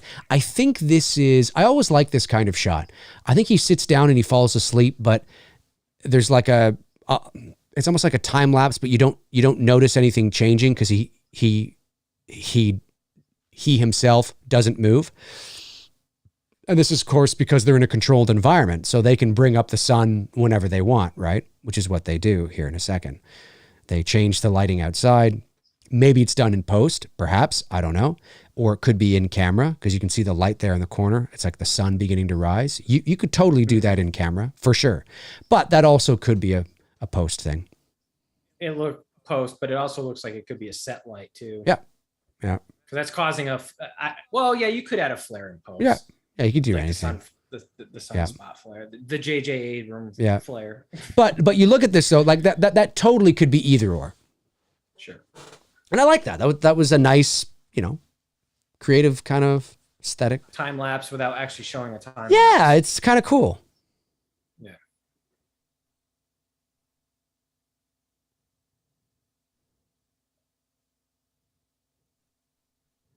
And I don't even think his wife knows yet. His wife has no fucking idea yet, as far as I know. Look at this. Look at the lighting. It's great. It's so ominous. It's got this big light cascading in through the living room window.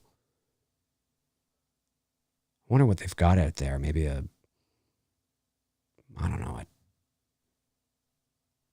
couple of 5Ks? I don't know. I'm not sure. But anyways.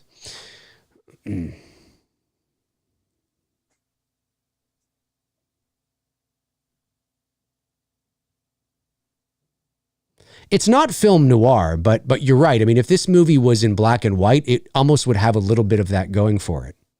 For sure. Wouldn't it? Because that's the type of lighting they're doing. Yeah. Hard shadows. Yeah. Split lighting. Yeah. Which was very popular back in the day. Yeah. For Hollywood portraits and films.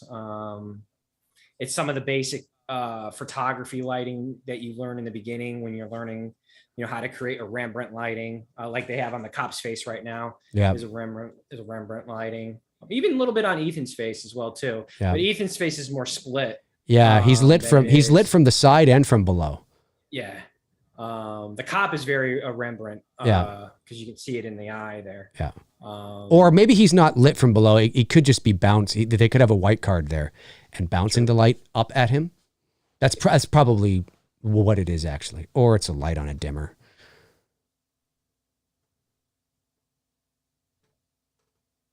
But he's being lit from below, whether it's being bounced or not. I like that kind of shit. There you go. Yeah! Yeah! Yeah!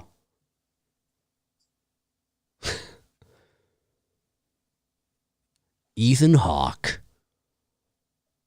He's the father of What's her name from Stranger Things? Yeah, Robin in Stranger Things, right?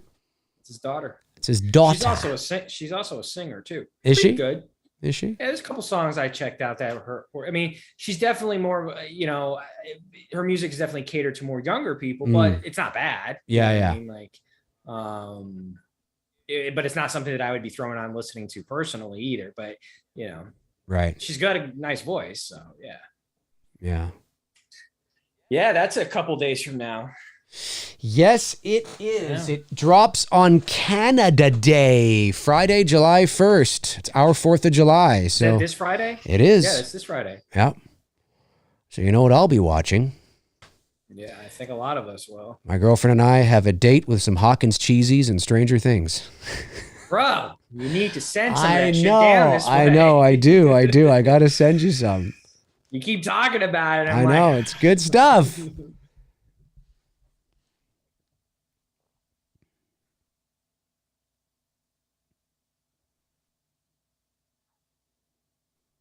I love how the cop, he's like,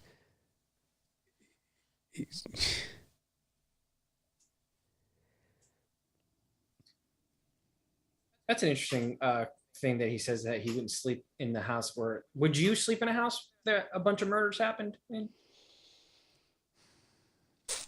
I mean, yes, I would. Yeah, I would. Would I buy a house where a bunch of murders happened? I don't know. Yeah, I would. But I'm just fucked up like that. If I had the money, well, to be honest with you, because it really is. Well, one, the affordability would be insane because the taxes are insane there. Right. But I would when the Amityville house went on the market, oh man, I so wish I could have bought it, but there's even if I could afford to buy it, it's paying the property tax there because that's such a beautiful spot right there on the lake or riverfront. You know, I totally would. Knowing that even though that incident happened there with the DeFeos, it wouldn't bother me. So here he comes.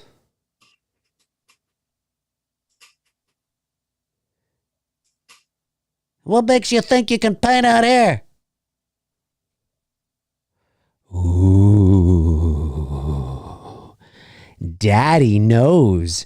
Daddy knows something Mommy doesn't.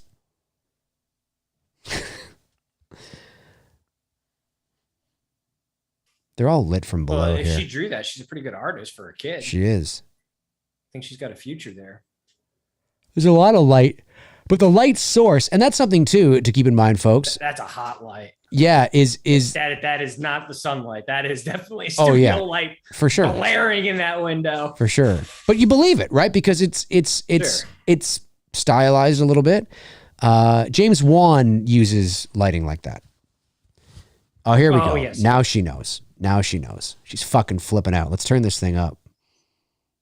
Tracy, nobody died here, okay? It's not like we're sleeping where somebody was killed. It's not like they had to wipe blood off the walls for the open house. It happened in the backyard. Yeah. It didn't happen inside the house. That's it. I love that rationalization. I know. It's fine. It's totally cool. It's totally fine. Don't worry about it. On the tree. They were just hanging out on the tree. Listen, literally. They just hanged on the tree. It's not a big deal. Yeah. They were not in the house at all. But that's what I mean. Like what's your end game, right? I mean, you don't tell obviously, no, your wife wouldn't have agreed to it. But yeah, I mean, like I said at the beginning of the show tonight, I guess he just hoped that he would be successful with the book before she found out. But this is a good exchange, though. Like I like the performances. I believe that she's really angry. Is she from England or British? I don't know. She's got an accent. Yeah, she might be. Children in your marriage. Yes, I do. I could be wrong on the country. She does have an accent. Yeah. Goddamn book. But I like the performances. I like the exchange. I like I believe it. I believe they're really pissed at each other. What's worth it? Good acting. Yeah. Risk of what? Of more paintings? Don't. Your daughter. My daughter has a... It does sound like an English accent of some sort. Yeah. Sometimes, it's definitely not Australian. I don't know where in England, but it sounds British.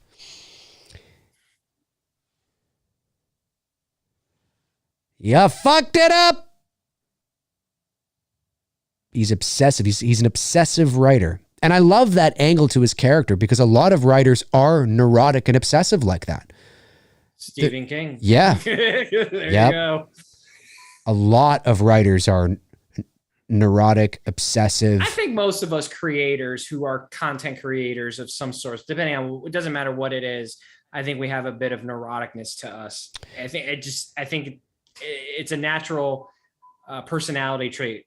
But it just depends on how eccentric a person can get with it. Right. And I agree with that, actually. I think it's a spectrum. I mean, there's, degrees, right? You can become so obsessed that you just, forget the other roles that you have in your life and your work can consume you and take over and all that. I am so guilty of that big time. I've had that happen. Yeah. But you and I also don't, we don't have any kids, we don't have, True. So there's a, I don't have significant other like you do. I do, but she's But the thing is too is that that's one of the reasons why I didn't want to have kids was because I wanted to really, the freedom to do what you. Yeah, I didn't. I get it. I knew. Yep.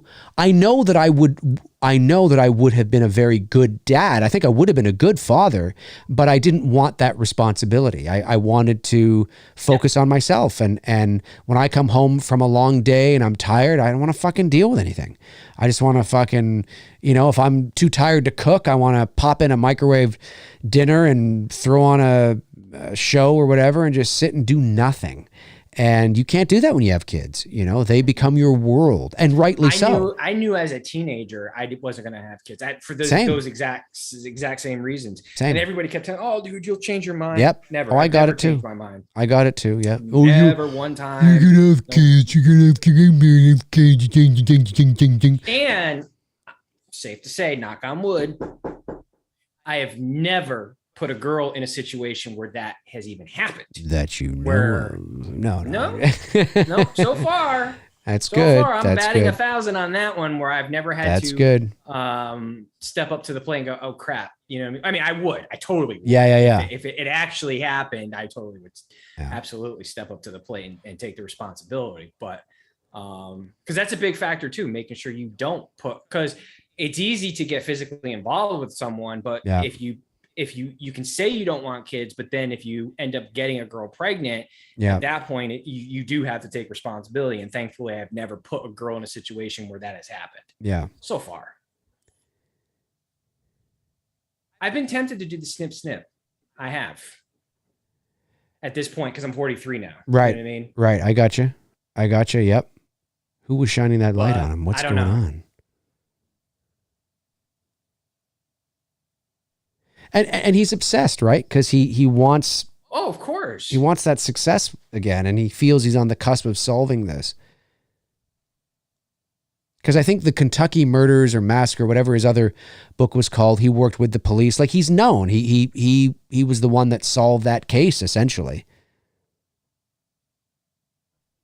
I like that shot of him coming out of the darkness there. I forget if he's dreaming or if he's actually experiencing this. I forget. But again, right?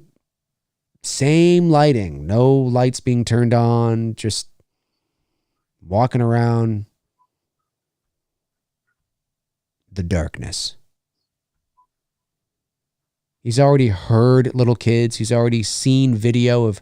Look at that. Look how we just go right into... Look how black it gets. This is the first time I think I've seen him turn on a light in this in this movie. Hour and a half in, finally got some lights. We know the electricity works in the house. Amazing. Look at that. Look at that light out the window there. Now that's a light that's out there for sure. Yeah. Or stage light. Yeah, for sure. Yeah. It's probably I don't know, maybe a 5K light out there or something.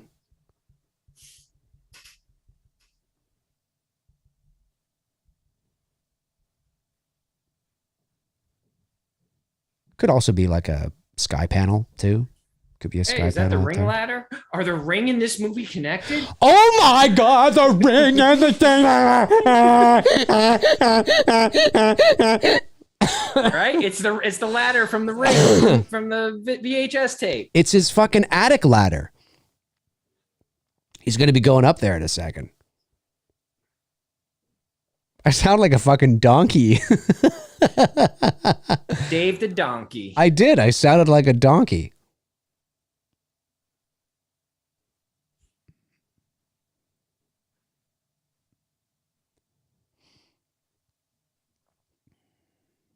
The old peering over the attic. That'd be creepy as fuck seeing that. I'd be like, there's children in my attic watching a video.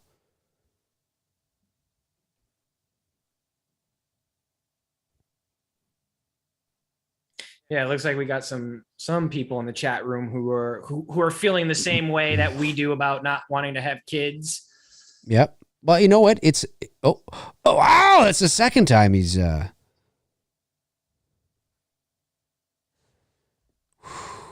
pulling out doesn't always work. I got 4 kids. Well, that's what condoms are for, my friend. Or facials. Yeah. I'm not gonna get that dirty with it. I like how he's freaking out though, because it's I think he got rid of that, right? And now all of a sudden the projector and the reels, they've come back. And he's like, what the fuck? This reminds me of the night. Remember I told you about the strength testing thing we did with the Ouija board with my sister? And we had problems. Yeah. That night we took that Ouija board out and threw it in the trash. Yep. Yeah, he's getting to the point now where he's like, this is too much. Sorry if I offended any ladies on the facial comment. That was a joke, by the way.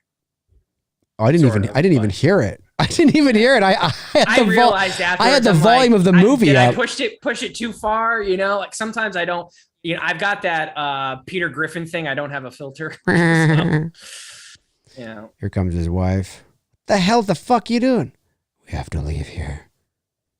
We've got to go. We've got to go right now.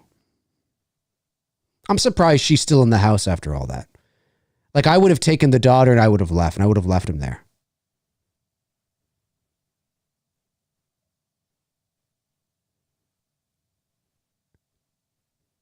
All right, cool. I'm glad no one took that offensively. I mean, look, I was sort of kidding, but being serious at the same time too, which is how I've avoided my scenario of not being a dad. We can assume that, look, there's only a couple of ways, Tony, and we can assume you've experienced all of them. So pretty much, and then some. Yeah, we can leave it there. That's we can leave it there. I've definitely tapped into my inner Da Vinci. There we go, Tony. There we go.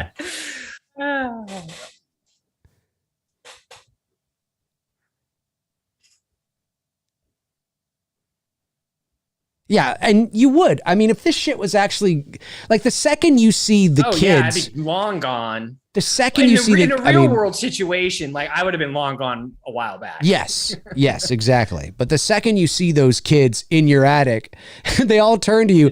Time to go. I'm like, I am gone. Like, what the fuck? The sad part is, it doesn't work. Oh, yeah, the cop. It's the sheriff. I see you're leaving town, are you? Well, damn straight. My house is haunted. Yep. You can go move into it.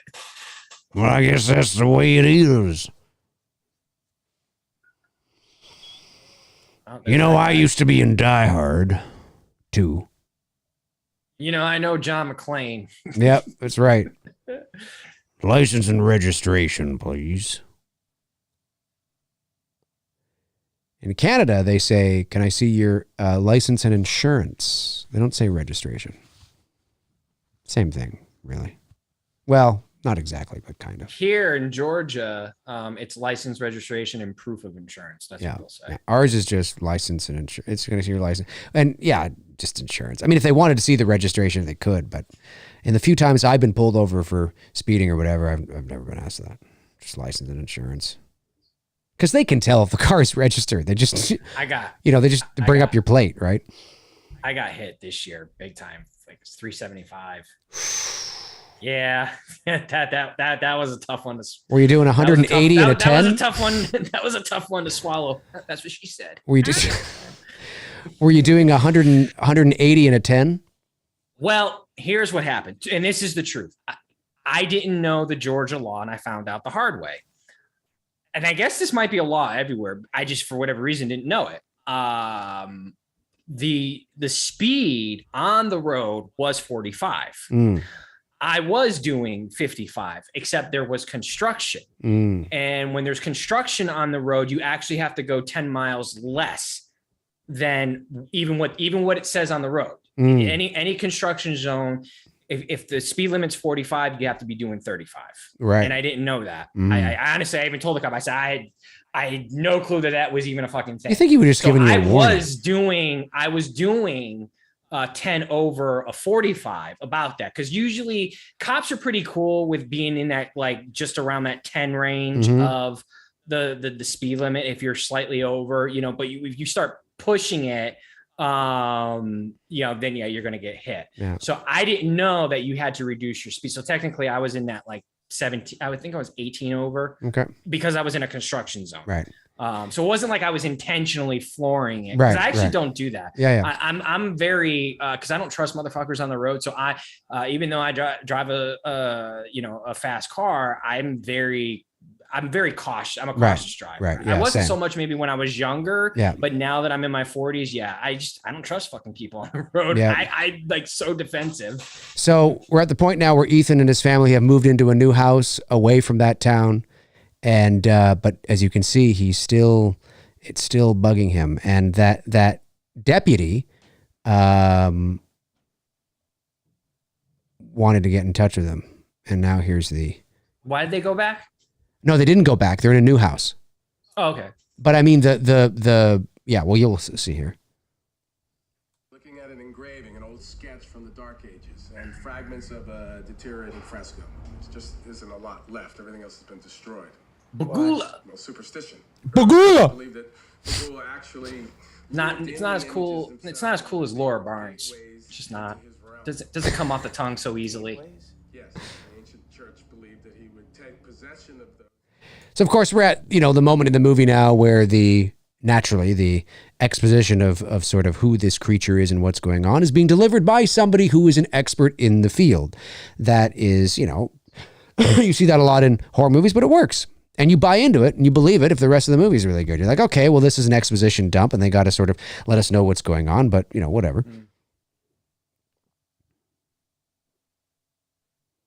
Because he begins to realize that because he's not out of the woods.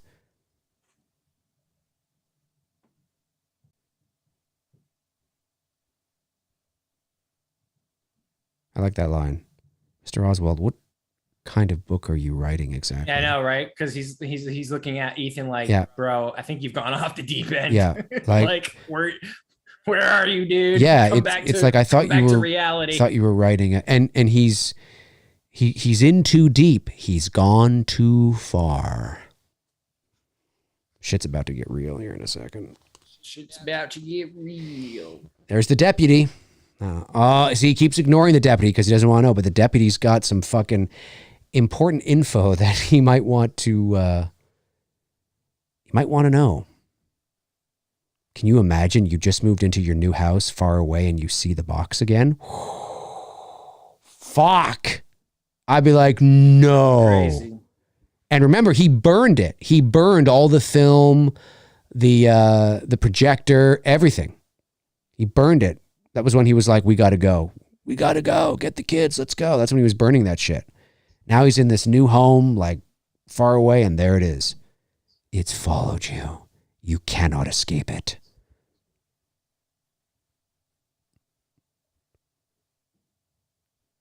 It's like, what the fuck?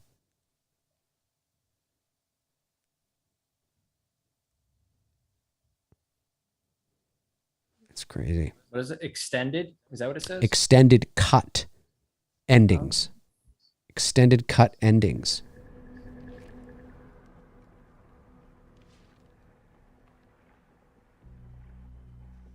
Yeah, the music's good in this movie too. And then of course, because he's obsessed with it and he can't let it go, he sees this and he's like, okay, I gotta fucking find out what this shit is.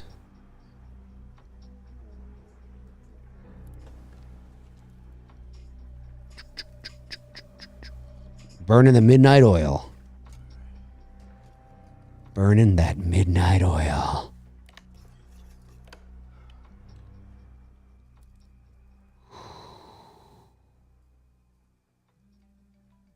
Answer the phone.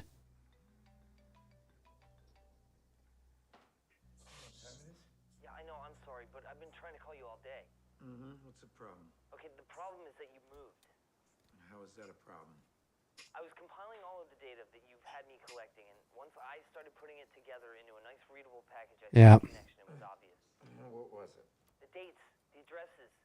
Each family that you had me look up had previously lived in the house where one of the earlier murders took place. Each family. That would suck. Yes, and when you put them in chronological order, you can actually draw a line from murder to murder to murder. Okay, we knew that the Stevensons previously lived in the same.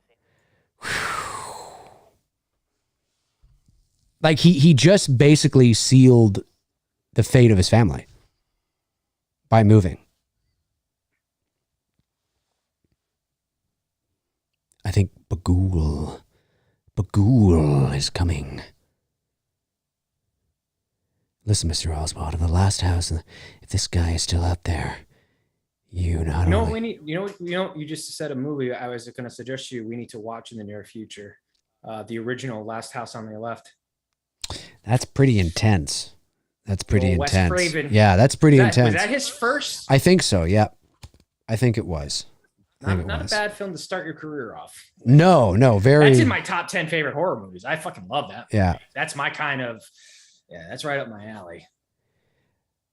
We should watch that maybe in the near future. Yeah, it's one I haven't seen in a while. Ooh, look at this. But yes, for those watching us tonight, if we do Last House on the Left, the original, it's intense. Yeah. It's Well, we very put a intense warning movie. up and everything.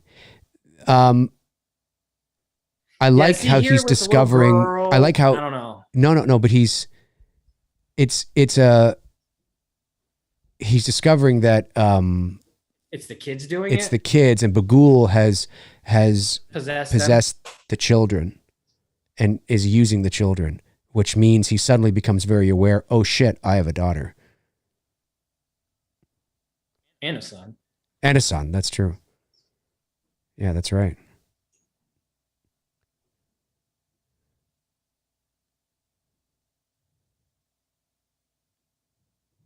I like how all the kids are like, shh. I know. Be very quiet. We hunting rabbits. Yeah, he did kind of look like Elmer Fudd. Be very quiet. That's a good one. That's good, Elmer. It's okay. Well, you are the voice guy because I can't do shit. Well, yeah, I certainly can't do Elmer Fudd, that's for sure. But They're all doing it. What the hell? yeah, they are. They're all like, yeah, that's right, bitch. You're fucking going down. The children are murdering, which, again, like I like that because you don't suspect the kids, and there's something very uncomfortable about discovering, when a child has murdered. It's just very uncomfortable. It is. It's like, wow, it's a, like, Jesus, Not Bible Jesus. No, not Bible Jesus. Just, oh man, that sucks kind of thing. Good night, Daddy. Somebody poisoned him. Yep. Well, I guess that would be a yes with the falling down. the foam out of the mouth. Oh, I like that you made this movie longer. They're better this way.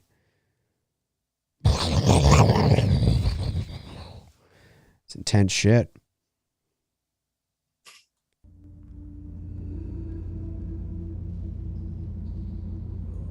His wife's all tied up.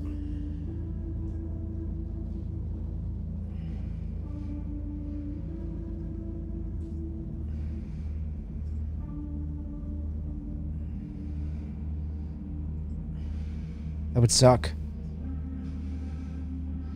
Yeah, it definitely would blow. And I like that this movie wasn't afraid to go there in terms of this kind of an ending. The fucking axe. She's a fan of The Shining. Yeah. Don't worry, Daddy. I'll make you famous. Wendy, light of my life. Yeah, I love that. Don't worry, Daddy. I'll make you famous again. He was obsessed with fame. Fame, yep. Yeah, because he had a taste of it with that one book. He's like, I'm going to do it again. Don't worry, Daddy. I'll make you famous again. It's true. He is going to be. Oh, shit.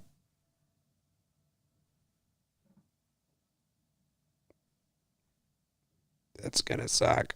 Oh, fuck.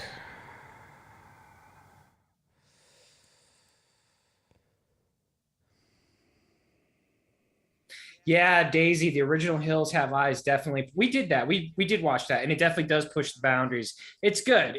The original Hills Have Eyes. If I were to compile a top 20, would definitely be in my top 20 favorite horror movies. The remake's pretty good too. Remake is solid. It was, for yeah, with remakes, right? Yep.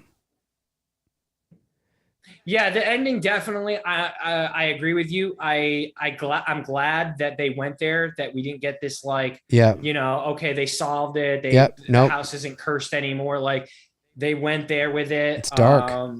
It's dark ending, and I like that. Yep. I like it too. Goes to show you we're fucked up individuals. Yep. Yeah. And to make it the children, Bagul comes and gets the kids to do dirty deeds. Done dirt cheap. Yeah,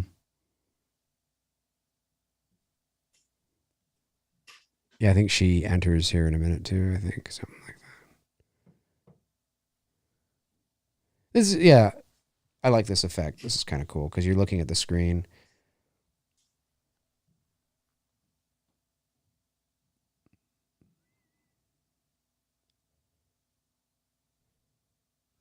Yeah, that's cool.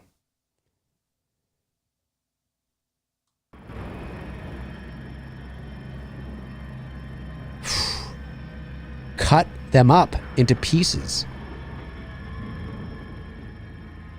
I can't imagine why they would feel the need to do a sequel to this. I just don't see. I know, because it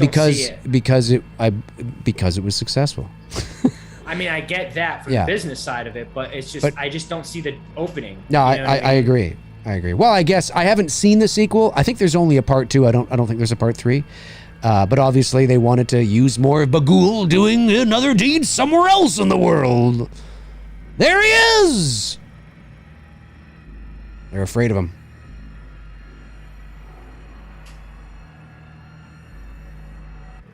Bagul. But I like that. Yeah, like you. They weren't afraid to go there. And that's it. Like that's it? I believe so. And there it is. Yeah, and I like how they just have this shot of the box. It's back in its place, ready for somebody else to discover. But what happens if no one ever goes up to the attic and discovers it? Then it just sits there? I guess it just sits there waiting. Just sits there waiting. Oh, they didn't need to do that. That was stupid.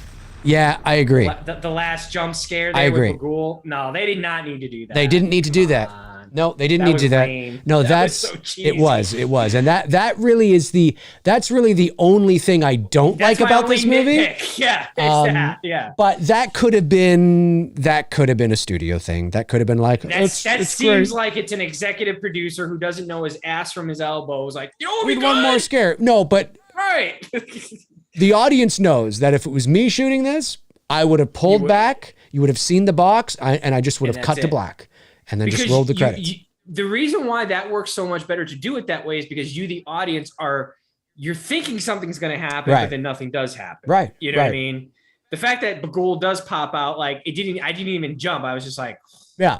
Because I've seen that done so many times now. It's I know. It's the one little thing that I wasn't really I didn't really care for. But everything else, I mean, it's Sinister is a like as I said, it's a good movie. Over the last 20 years or so, if you were to do like a top 10 mainstream sort of the Hollywood, Blumhouse type movies. I mean, they're not the only people doing horror movies, obviously, but yeah, you would put like, you'd have The Conjuring up there, you'd have Insidious up there, you'd have It Follows, you'd have Sinister, you'd have Hereditary probably up there. Yeah, like you'd have there'd be a list of some ones that are generally liked by the critics most and by fans as well, that we all sort of agree that yes, this is a solid modern horror film, and then there's the dumpster fires out there. Let's jump over to the chat room for a little bit. We've been going quite a long time here, but let's take a little bit of time because we did start a little bit late. Well, not really, because we started late. I was just going to say, yeah, well, that's what I mean. So let's see what you guys have to say. A couple of super chats came in. Jerry Remy sent in $10, says, at Dave McRae, have you or Tony seen the Stephen King miniseries, The Outsider? Your thoughts? I have not. Tony? I haven't seen it. I haven't. Sorry about that, man. No thought on that. Nope. Not yet, but thank you for supporting the channel. Appreciate that. Matthew Farisi sends in $1.99 and says, always love the ending of this movie. I'm assuming Matthew means sort of how it ends on a dark note, not necessarily the Bagul jump scare. We agree, Matthew, we agree. Jordan Ellis sends in $4.99 and says, hey, D&T, hope you had a great Monday. Tony, have you seen the Collector film series? I know Dave hasn't. Curious to know your thoughts if you have. What is it? The Collector film series. No, you haven't. It's a slasher movie, I think. Or I think there's 2 parts, and there was going to be a 3rd part, but then it was canceled because of COVID or budget or something. I can't remember. I haven't seen them. I have not seen it. But yeah. All right. So it was just those 3 super chats that came in, as far as I know. So let's see what else we got going on here in the chat. You know what? I got to be honest with you.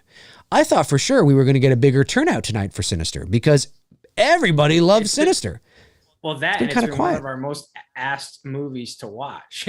I know. It's been one of the most asked movies to watch, Sinister, because it's up there. I'm laughing at the way you said I know because I've been on a at night, changed it up a little bit, been watching Friends lately, and Monica's I know. You had a little bit of a Monica. Did I have a Monica moment there? Anyone who's seen Friends and knows when Monica does the I know, did not Dave channel his inner Monica when he did that. I haven't watched Friends in years, so I don't really remember that. I hadn't either, and it's because I get HBO Max as part of my AT&T service, so I'm like it's on the platform right now. So what the fuck, I'll because I do Cheers so much. I just need a little Cheers break right now. And so I've been watching Friends at night, and when you did that, I was like, that's a Monica right there. That's funny. Yeah, no, it is one of the most asked movies for Tony and I to do, Sinister, and for obvious reasons. It's a great horror movie. It's one of the best over the last 20 years or so. It's a popular one. So I said to Tony last week, I said, well, this is going to get a good pop. This is going to get a good turnout. And I think we peaked at about 105 tonight, which, might be a lot for you, perhaps, depending on the size of your channel. But for Tony and I, depending on what we're watching, we usually average in about the 150 to 200 range. This is the lowest one we've had in a while. And I'm like, for Sinister? I'm like, really? Did not meet Tony and Dave's box office expectations tonight. I think there's it's fine. Still had a good crowd. Good crowd. Movie Chat and More Part 2 sends in £5, says with great intrepidation, I'm seeing Elvis on Wednesday. Are you guys looking forward to it on the big screen or waiting for the Blu-ray? Well, Tony, I know you've already seen it. You said you loved it. Seeing it again tomorrow. I was going to go see it the other day, but couldn't. So yes, I am still planning on seeing it. It just opened this past weekend, so I still have some time, and I'm looking forward to seeing it. Yep, can't wait. I loved it. I've already pre-ordered it on iTunes. So yeah, nice. It's nice, amazing. Michael Myers says, Dave and Tony, have you ever had any dangerous encounters with any wildlife? No, the only I got chased by a German Shepherd when I was a kid delivering papers, and I literally this was true. I literally did a Superman dive over a fence, like one of those just like regular yard fences, not a wood fence, but like a metal. You know what I'm talking about. And kept running. And got up on the pool, and the homeowner there thought I was going to jump into her pool because it was wintertime. I thought I was going to kill myself. Right. And I was like, no, there's a freaking crazy German Shepherd. They're running after me. That's funny. So she put me in her car and took me, took me home. She was one of the, good people. What about you? No, I haven't. The only thing that I would say that I've come into contact with is that sometimes when I'm jogging on the path near my place at nighttime, you'll come across some coyotes, and there's been a couple of times where I've been, and again, not that coyotes, they don't generally attack people, especially if they're on their own. However, they have been known in packs, because dogs, of course, are pack animals. And there was a case, actually, I think about 10 years or so ago, here in Canada, I think it was Newfoundland or something. There was a young 19-year-old girl who was killed by a pack of coyotes. So yes, generally speaking, coyotes, I mean, they're not wolves. So, you know, they have a different sort of, but, you know, it's they're little fuckers. It's the kind of animal that if you see out and about, you're like, oh, that's a coyote. Okay, I'm aware of that. Just kind of going to stay over here a bit because you don't know. You don't know if they're rabid. You don't know if their buddies are hanging out not too far from them, especially if you're doing jogging. And this was the case in sort of the late fall because they're looking for food, right? And food is scarce and you know, and they're, you know, they will kill your cat. They'll kill, you know, your rabbit. They'll go after, you know, whatever, right? And it's not unprecedented to have an encounter with a human. They've gone after, like they always say to people too, that if you're out on the path at night walking your dog, be very careful because a coyote will go after your fucking dog, especially if it's like a smaller dog or like, you know, whatever it is. So they can be problematic. So there's been a couple of times where I've been jogging on the path at night in and around that time of year where I'll see like a coyote or two like way up ahead on the path. I mean, the path is lit, of course, but I can see them up there and they're, you know, running around and I'm just like, oh, and I'm like, so, you know, I'll be like, hey, hey, hey, you know, I'll do that kind of thing or I'll start making noise or whatever. And depending on the you know, the dog, I guess, it doesn't always bother them or work because they're so used to being around people and, you know, subdivisions and homes and things like that. But so, yeah, I always sort of tread cautiously because, you know, you don't know, right? I mean, they're not big. They're not, again, it's not a wolf, but you still got to kind of have your wits about you. But that would be it, really, I think. The only time I've been startled, we have, because I'm surrounded by woods, we have a lot of owls in our area. Now, they're great at night, you know, when they're getting into their whole singing and hoo-hooing and all that stuff like that. But there's times during the day when I'm cutting the lawn and I'll get startled because I'll look, I'll be kind of in my zone and then I'll like kind of just be looking and then all of a sudden I'll catch an owl looking at me through the trees, but it's like kind of camouflage. That's creepy. It's deadlocked on me. You yes. know? And it can startle you for a moment. You're like, wait, what the fuck? Because something's looking at you, and then you realize it's an owl. But that's pretty much it, you know, and that happens. It happens, I'd say, at least once every, you know, lawn mowing season. Yeah. I will be out there and I'll get startled by an owl because I'm not expecting it. Right. But at night in my area, when they go off and they're doing it's cool to listen to. Yeah. Oh, for sure. When I frequent the zoo, my girlfriend and I will often go to the zoo at least once a year because we like going to the zoo and looking at the animals. And it never ceases to amaze me when I look at like the tigers or the lions or whatever, and how there's people out there, lots of people out there that have, I mean, not, you know, it's not generally it's not it, but there are people out there that have like exotic animals as pets. And I've watched videos on YouTube where I'm just like, and I say this with all due respect, I just think it doesn't impress me. I often think you're a fucking idiot. I do. I'm just like, I cannot imagine having a 350-pound tiger. And yes, I can see the video. I can see you on the bed with the animal going, oh, this is Saber. Look how cute. That cat could kill you accidentally. I mean, that cat could like play with you and kill you. You know, like, I just don't understand. Like, it's it's beautiful. They're amazing creatures.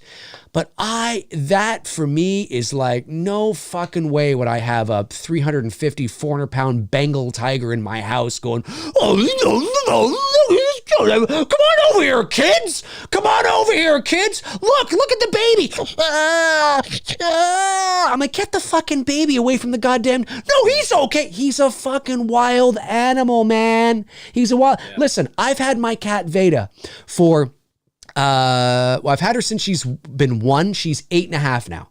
And I took her outside the other day because she's an indoor cat, right? But sometimes I'll let her out, you know, in the backyard, things like that. And so, you know, and she's a little nervous because she spent most of her time inside. So there I am. And I walk. Now she knows me. I'm her whole world. I'm her whole life. I give her tummy rubs. She's on me. She loves me. You'd think we're the best of friends. She's not going to do anything mean to me. We're the best of friends. Well, I'm there. She's a little trepidatious because she's nervous. She hears something. I go up to her and I go, come on, Veda. I reach down to her and what do I get? Now, is she Yeah, that's a warning. Fuck off, Dave. Fuck off. I mean, this is my cat who's done that to me. Now, that doesn't mean the cat doesn't like me or the cat hates me no, it's just in that environment. It's circumstantial, of course. It's that environment, right? She's a little trepidatious. She's not used to this. And she's just letting me know, hey, Dad, like, just leave me alone. I got it. And I'm like, okay, Veda, no problem. She's only hissed at me twice in my life. The first time was when I came back from the vet. She was not happy. And she let me know about it. And then the other day, but the point I'm making is that even they're still animals, folks. We think of them as almost humans because we baby them and we talk to them and, we think they can understand us the ways we understand them. It's not like that. They're animals. That fucking tiger at any given second can turn and eat that baby whole if it wanted to because the baby just, fell over wrong or whatever. So I say it with all due respect, but I'm just like, man, I would never have an animal like that around my fucking infant. I think that's so irresponsible. I do. When the owls started to basically make this, and there's multiple, and like I said, I love listening to them talk to each other. We used to have a lot of rabbits in the area, not so much anymore, and we had a possum, and it fucked around, and it found out the hard way because when I was out trimming a couple of weeks ago, found a dead possum in my backyard, and you could clearly tell that the owl got to it. Like owls are fucking, they don't. Owls are with that. Yeah, so they're very territorial. Like I said, we used to have a lot of rabbits around here, like wild rabbits, but haven't seen them in a while. I just got a feeling the owls are keeping them away. I see some squirrels here and there, but not since they took over the habitat of the woods, which I'm fine with. You don't see a lot of creepy crawlers or animals, coming near here because owls are very fucking vicious. They are birds. They can. But they're pretty to look at, and they'll fucking startle you because they love staring at you. And it's just like, what up, dude? For sure. What's going on? For sure. Southpaw82 sends in $5. Says, can you guys do a two dudes watch of The Reef? Most terrifying and realistic. Oh, that's right. I know what that movie is. Most terrifying and realistic shark film I have seen, based on true events and great for summer kickoff. I'll have to familiarize myself with that movie again, but I think I know what you're talking about. But I don't know if I've seen it, but I know the movie he's mentioning. Maybe. We'll check it out and we'll see if it's something maybe we want to throw into the Rolodex.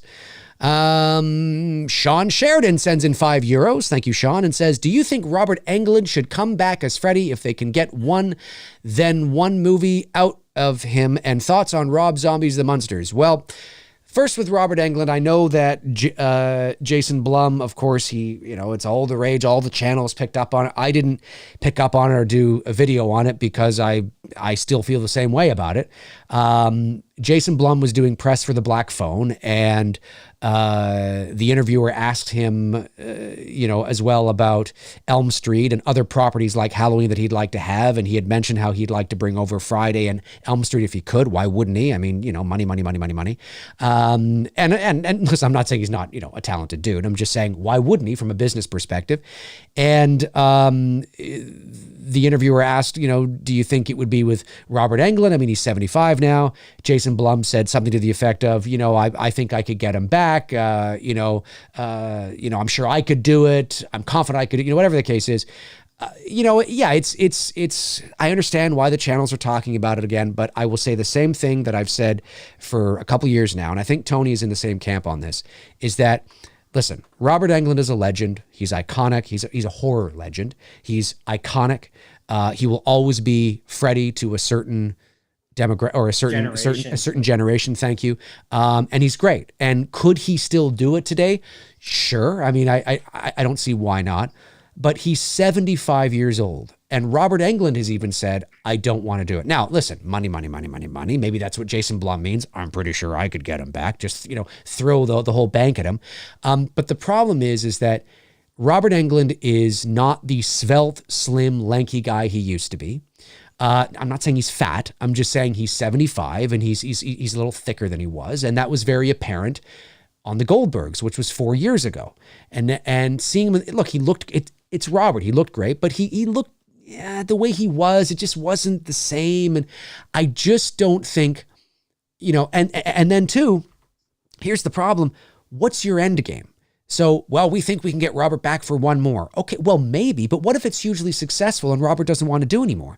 Then you have to recast Freddy. Now you're right back where you started. And how's that gonna play over? Now, maybe you write it into the narrative. Freddy, passes on his demon essence to a younger person or something, or he's able to redo his demon essence into a younger form, and it's a different actor, but it's still the same Fred. I mean, maybe they figure out a narrative angle to it where it makes sense, but you still have to recast Freddy. So, I just feel that it's just better to just reboot the series from scratch. What that means, I don't know. Series, remake, reimagining, I don't know. But I just think that in order for this to be successful with Robert, you don't just need Robert, you need Heather Langenkamp. And I think you need to bring them both back. And where does, is that a direct sequel to New Nightmare? Is, a direct sequel to the original only, like Halloween? Is it a direct sequel to part 3? I just think it's done. And I don't think people are really thinking about, people want Robert back because of nostalgia. And I tend to look at it more from the story perspective. Does this make sense? Is it the right thing to do creatively? And I just don't believe it is, for the reasons I've said. It's not that he couldn't do it, but I just think it's a little clunky with him based on the Goldbergs, which is all we have to go on, because that's the only time he's played Freddy since Freddy versus Jason. So he's played him once in the last 20 years, and that was the Goldbergs. And that was, it was satirical, and it was not to be taken too seriously, but he just, he looked fine. He was in the makeup, but he just, I don't know. I think we need to go younger. Not Kevin Bacon. Kevin Bacon's in his mid-60s, for God's sakes. We need to go this like guy, Donnie younger. Donut, said the guy who plays Venica in Stranger Things. I've heard that. And I wouldn't complain. Whether he could or not, I don't know. It depends on the story and what they have Freddy doing.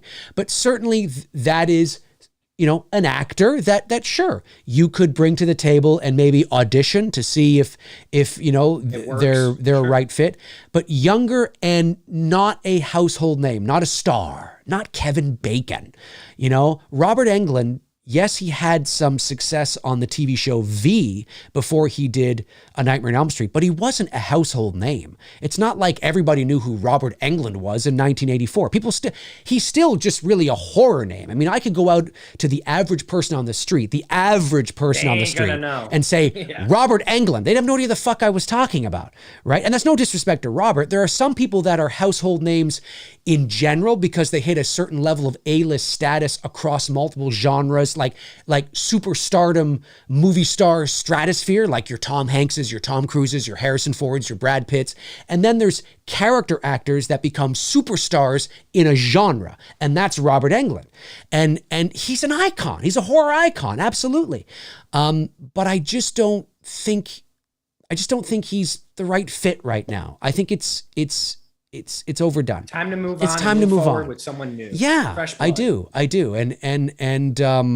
But we'll see. So those are, and Tony apparently agrees, which is what I thought. So those are our thoughts on that. And the Munsters, Tony talked about that earlier. I'm looking forward to seeing it because this is a movie that's not going to have, tits, ass, and skull fucking. So I'm looking forward to seeing what Rob Zombie does with wholesome content. Yeah, I think that, and I think the reason why, look, you can say it was cringy, or you can say it was like, oh, you just, whatever. I think the purpose he did that, he remade the intro to reassure people, I think, of the direction that he's going with. Because people were really, and you have a right. Everyone had a right. Like when you're talking about a property like The Munsters and what we know of The Munsters, the television show, which is, it's one of my favorite television shows. I love that show. I mean, I like the Addams Family, but I'm more of a Munster guy. You know what I mean? Right. So even I have defended doing the show, Rob Zombie's movies. There's a handful that I like his music, obviously, that's no secret. But even I, being a fan of his, was like, shit, like, what's he gonna do? You know what I mean? Like, I was not gonna sign up for a trashy, version of Lily and Herman Munster. So Right. I think when he released that the theme or the teaser, intro, the teaser, which is basically the intro, the Munsters theme. Yeah. I think that relaxed a lot of people. Like, okay, I think I know where you're going with this. So I think that calmed people. And I think that's why he did that. He wanted to calm people down. Like, everyone could take a chill. I'm not going to ruin this, legacy of a franchise, because if he does do that, if that's what we end up seeing, no, you don't do. And knowing how much, like, if you know Rob Zombie, he's that's one of his favorite television shows too. He grew up with that show. He loves that show. I just don't think he would ruin the dignity of Herman and Lily Munster by saying, bitch, get over here and let me smack that ass. and it doesn't. I don't see him doing that. Yeah. I get you. I get you. WLJJ Movie Reviews says, I like to say, Dave, thank you. I like to say, Dave, I think, thank you for reading both questions, regular questions and super chat questions, unlike other YouTubers who just read super chat questions. So thank you. Well, it's easier to do tonight, actually, because we don't have as many people in the chat room. So whenever you watch a show of ours, whether it's just me on my own doing a show or whether it's here on Two Dudes, if I'm just answering super chats, it's likely because there's probably 250 people in the chat room, and super chats are just coming in, a mile a minute. And I'm a very thorough, in case you guys haven't noticed, I can be quite verbose, and I can be very thorough, and ideas come to me on the fly, and I really want to kind of talk about the question and things like that. And it doesn't matter if you send in a 99-cent super chat or a $50 super chat. Myself and Tony, we always give the same amount of attention to the question, unless of course it's something we just don't have an answer to. But that's why though. And then on days where we only have, say, like 80 people in the chat room and not as many super chats are coming in, it's easier for us to then answer regular questions too. But always know that the super chats obviously will always take priority because people have paid. So obviously we do have to answer those. But yeah, no, that's why. But yeah, no, I know there are some channels that won't, but I think it's probably because they, it could be their full-time job. They might have a channel that has like 300,000 subscribers. They may get a couple thousand people watching at once. Exactly. And it's just, I can't even imagine that. If we had like 1,000, like that would be insane. That would be, I like the 200 range because I feel like that's more manageable. Yeah. When you start getting higher and higher up, that's really hard to manage. You know what I mean? And then the chat can also become very toxic.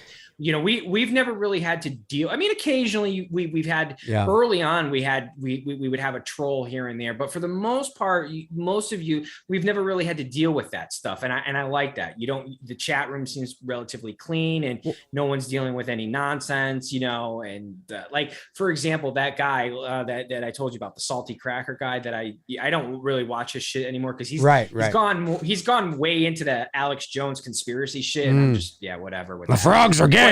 No, but he gets like 10,000 people watching, and the chat is going a mile a minute, and that shit, I'd be like, fuck no, I couldn't deal with it. I've only had on this channel, I had the most I've ever had watching me at once was a close. We hit 1,000 once for a review, right?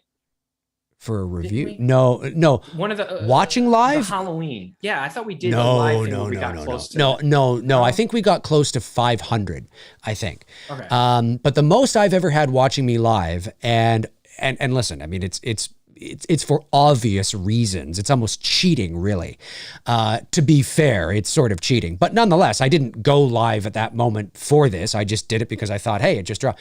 Was when the Halloween Kills trailer dropped. You got a good one. I had nearly 1,100 people watching me. It was, I think it was about, I think I reached about 1,088 people. I think was the peak. And the chat room was just going by like this, and the mods couldn't keep up, but there were some super chats that came in, yes. But you would think with that many people, there'd be like tons of super chats. There weren't, because I think people were just so because at the end of the day, it was really all about the trailer, and I'm already talking about the trailer. And so there was no need to ask a question about it because I'm already going to be talking about it and breaking it down. So even though there was like 1,100 people watching, I mean, a few came in, but it wasn't as many as you would think. So that's the most I've ever had. On average, according to my analytics, depending on the topic, I usually, not tonight, of course, but I usually average anywhere between 150 to 250, like usually in that range, depending on what we're talking about. That's a good number of people. It is a good number of people. And obviously if it's Halloween, it's usually over, more close to 250, sometimes 300 if it's juicy news that is new information.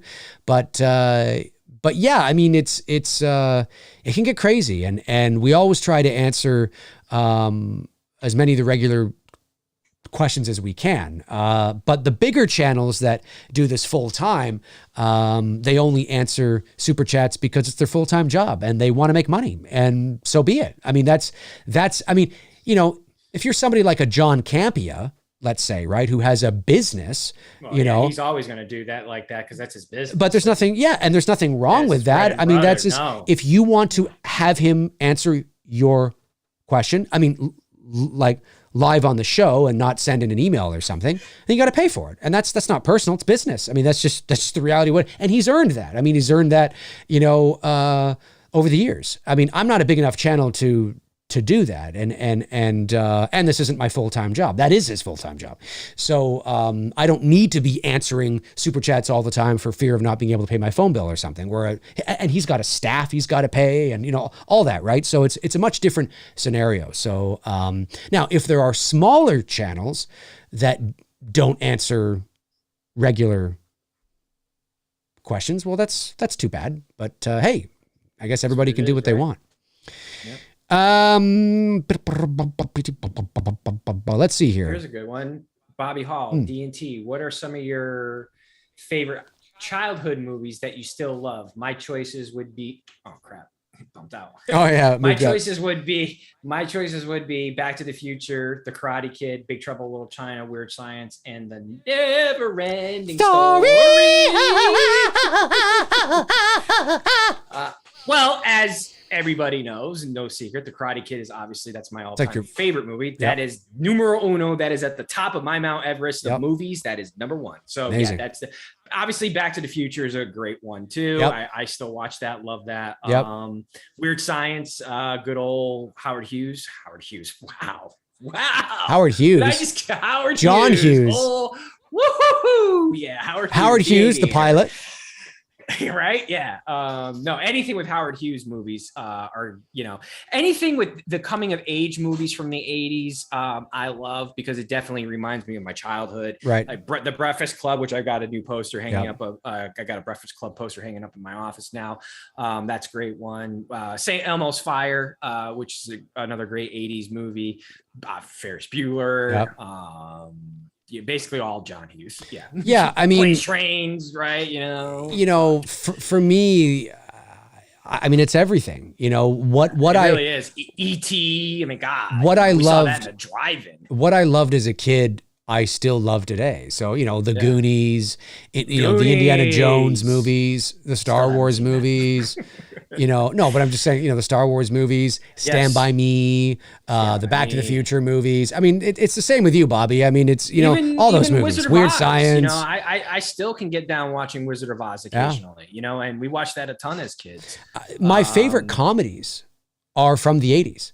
I'm not I agree. Yeah. I mean, there's a few modern comedies. Like I think the 40-Year-Old Virgin is funny, and there's some, but yeah, there's like Wedding Crashers with Vince Vaughn, right? And, Owen Wilson. That was good. That's funny. Yeah. But my go-tos for comedy would be like The Original Vacation with Chevy Chase, Wally World, classic, Caddyshack, Planes, Trains, and Automobiles. Planes, Trains. Yeah. Fuck. So that's probably my favorite comedy movie of all time. Stripes is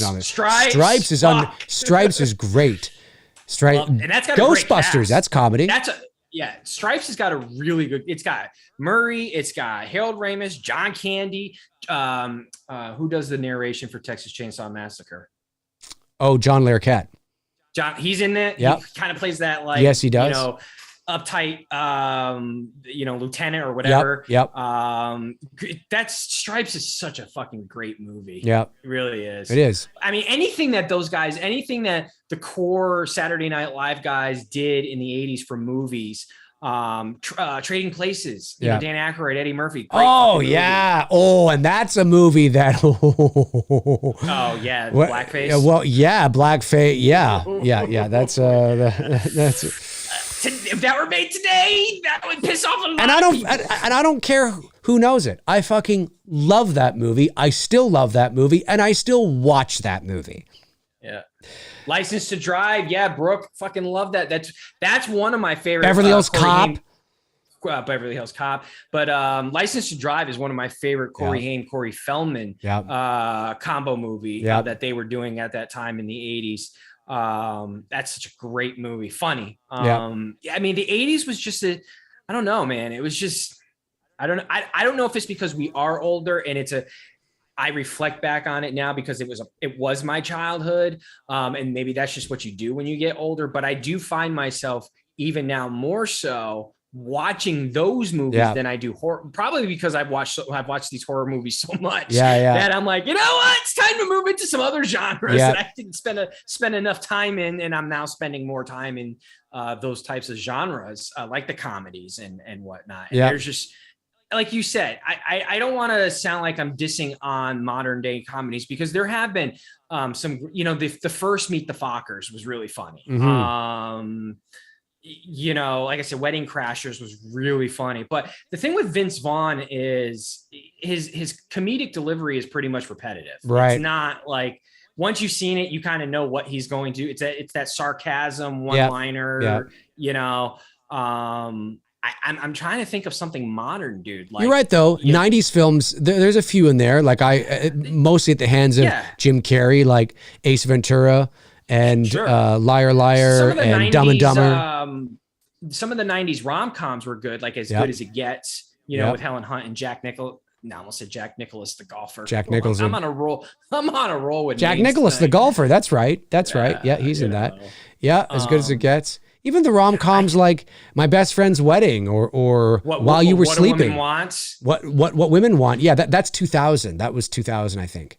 But yeah, no, you're right. You're right. It's a really good movie that I watched within the last week. If you've never seen it, it's a great, I want to say mid-90s it came out.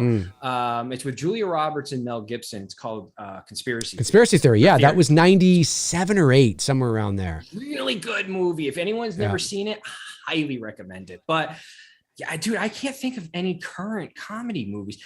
Well, American Pie, but that's like 99. Yeah, right? Yeah. When I say current, I'm thinking the last 10 years. I get you. You know what I mean? I get you. Yeah.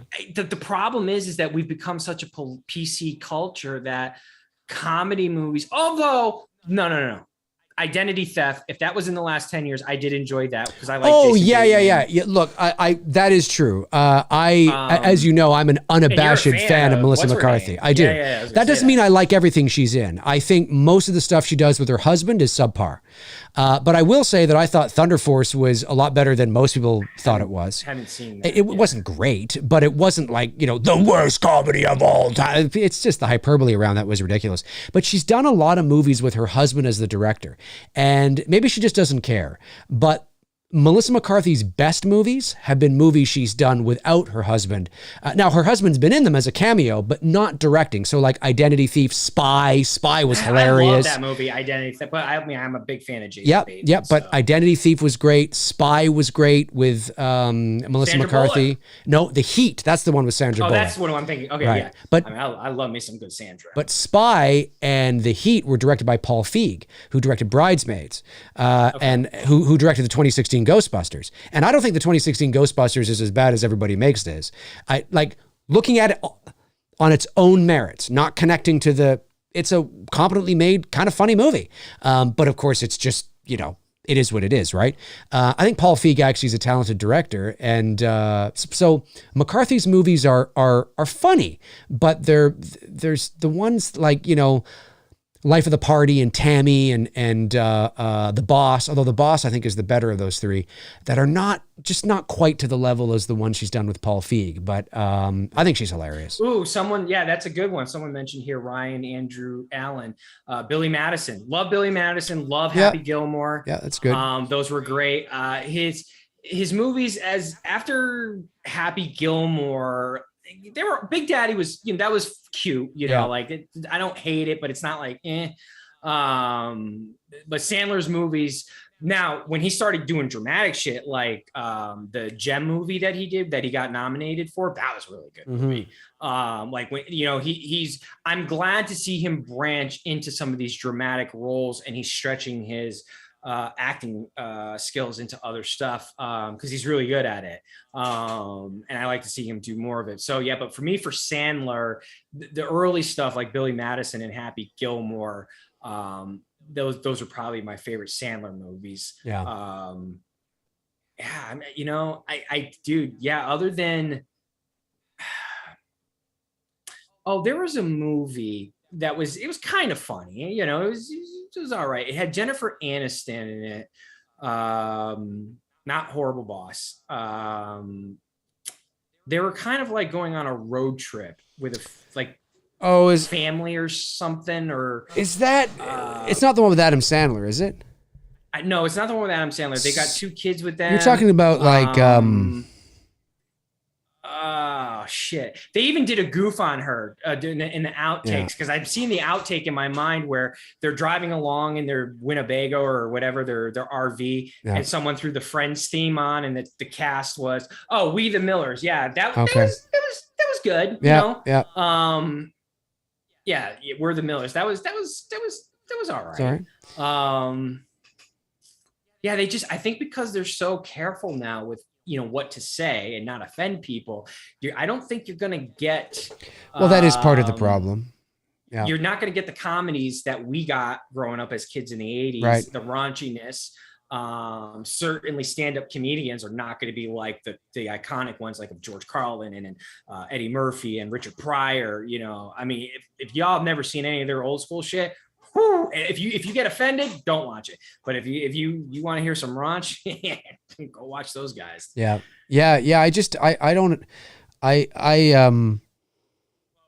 Some people have mentioned Robin Williams. I mean, that's right. Yeah, that's true. That's fair enough. Mrs. Doubtfire and all that great stuff. Actually, I think one of his best movies, of course, is the 80s, is Good Morning Vietnam. I think Good Morning Vietnam is a terrific film. Great movie. Yeah. Obviously, it's like a comedy drama. The one he does, Awakenings with De Niro, is fucking great movie. Incredible. Obviously 1 Hour Photos, different genre, but great movie as well too. He was one of those actors who was very versatile and being able to stretch his wings in multiple genres. Going way back, I forget what year this was, 60 something. You couldn't do Tropic Thunder today. No. Okay, for a 2000s movie, that is a good comedy movie. Yeah. There's a lot of funny shit going on in Tropic Thunder.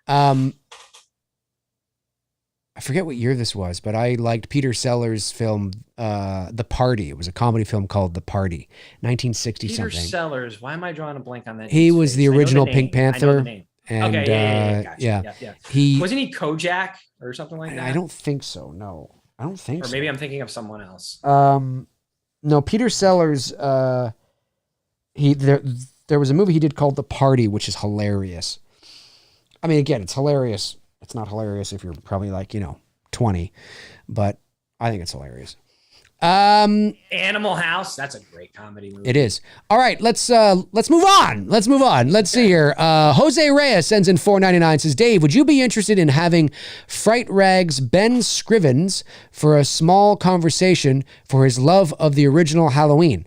Ben Scrivens, I think he's the owner of Fright Rags. Fright Rags? What's that? Fright Rags, the apparel store, the t-shirts, all that kind of stuff. I haven't bought any of that stuff because I own so much. Yeah, I know. Sure. Yeah. I mean, I wouldn't not. I mean, sure. I mean, if it made sense and yeah, I mean, if it made sense for me to have him on and have a conversation about it, I don't feel the need at this moment. There's no disrespect to Ben. I don't know Ben. I'm sure he's a cool guy. He's got a great business.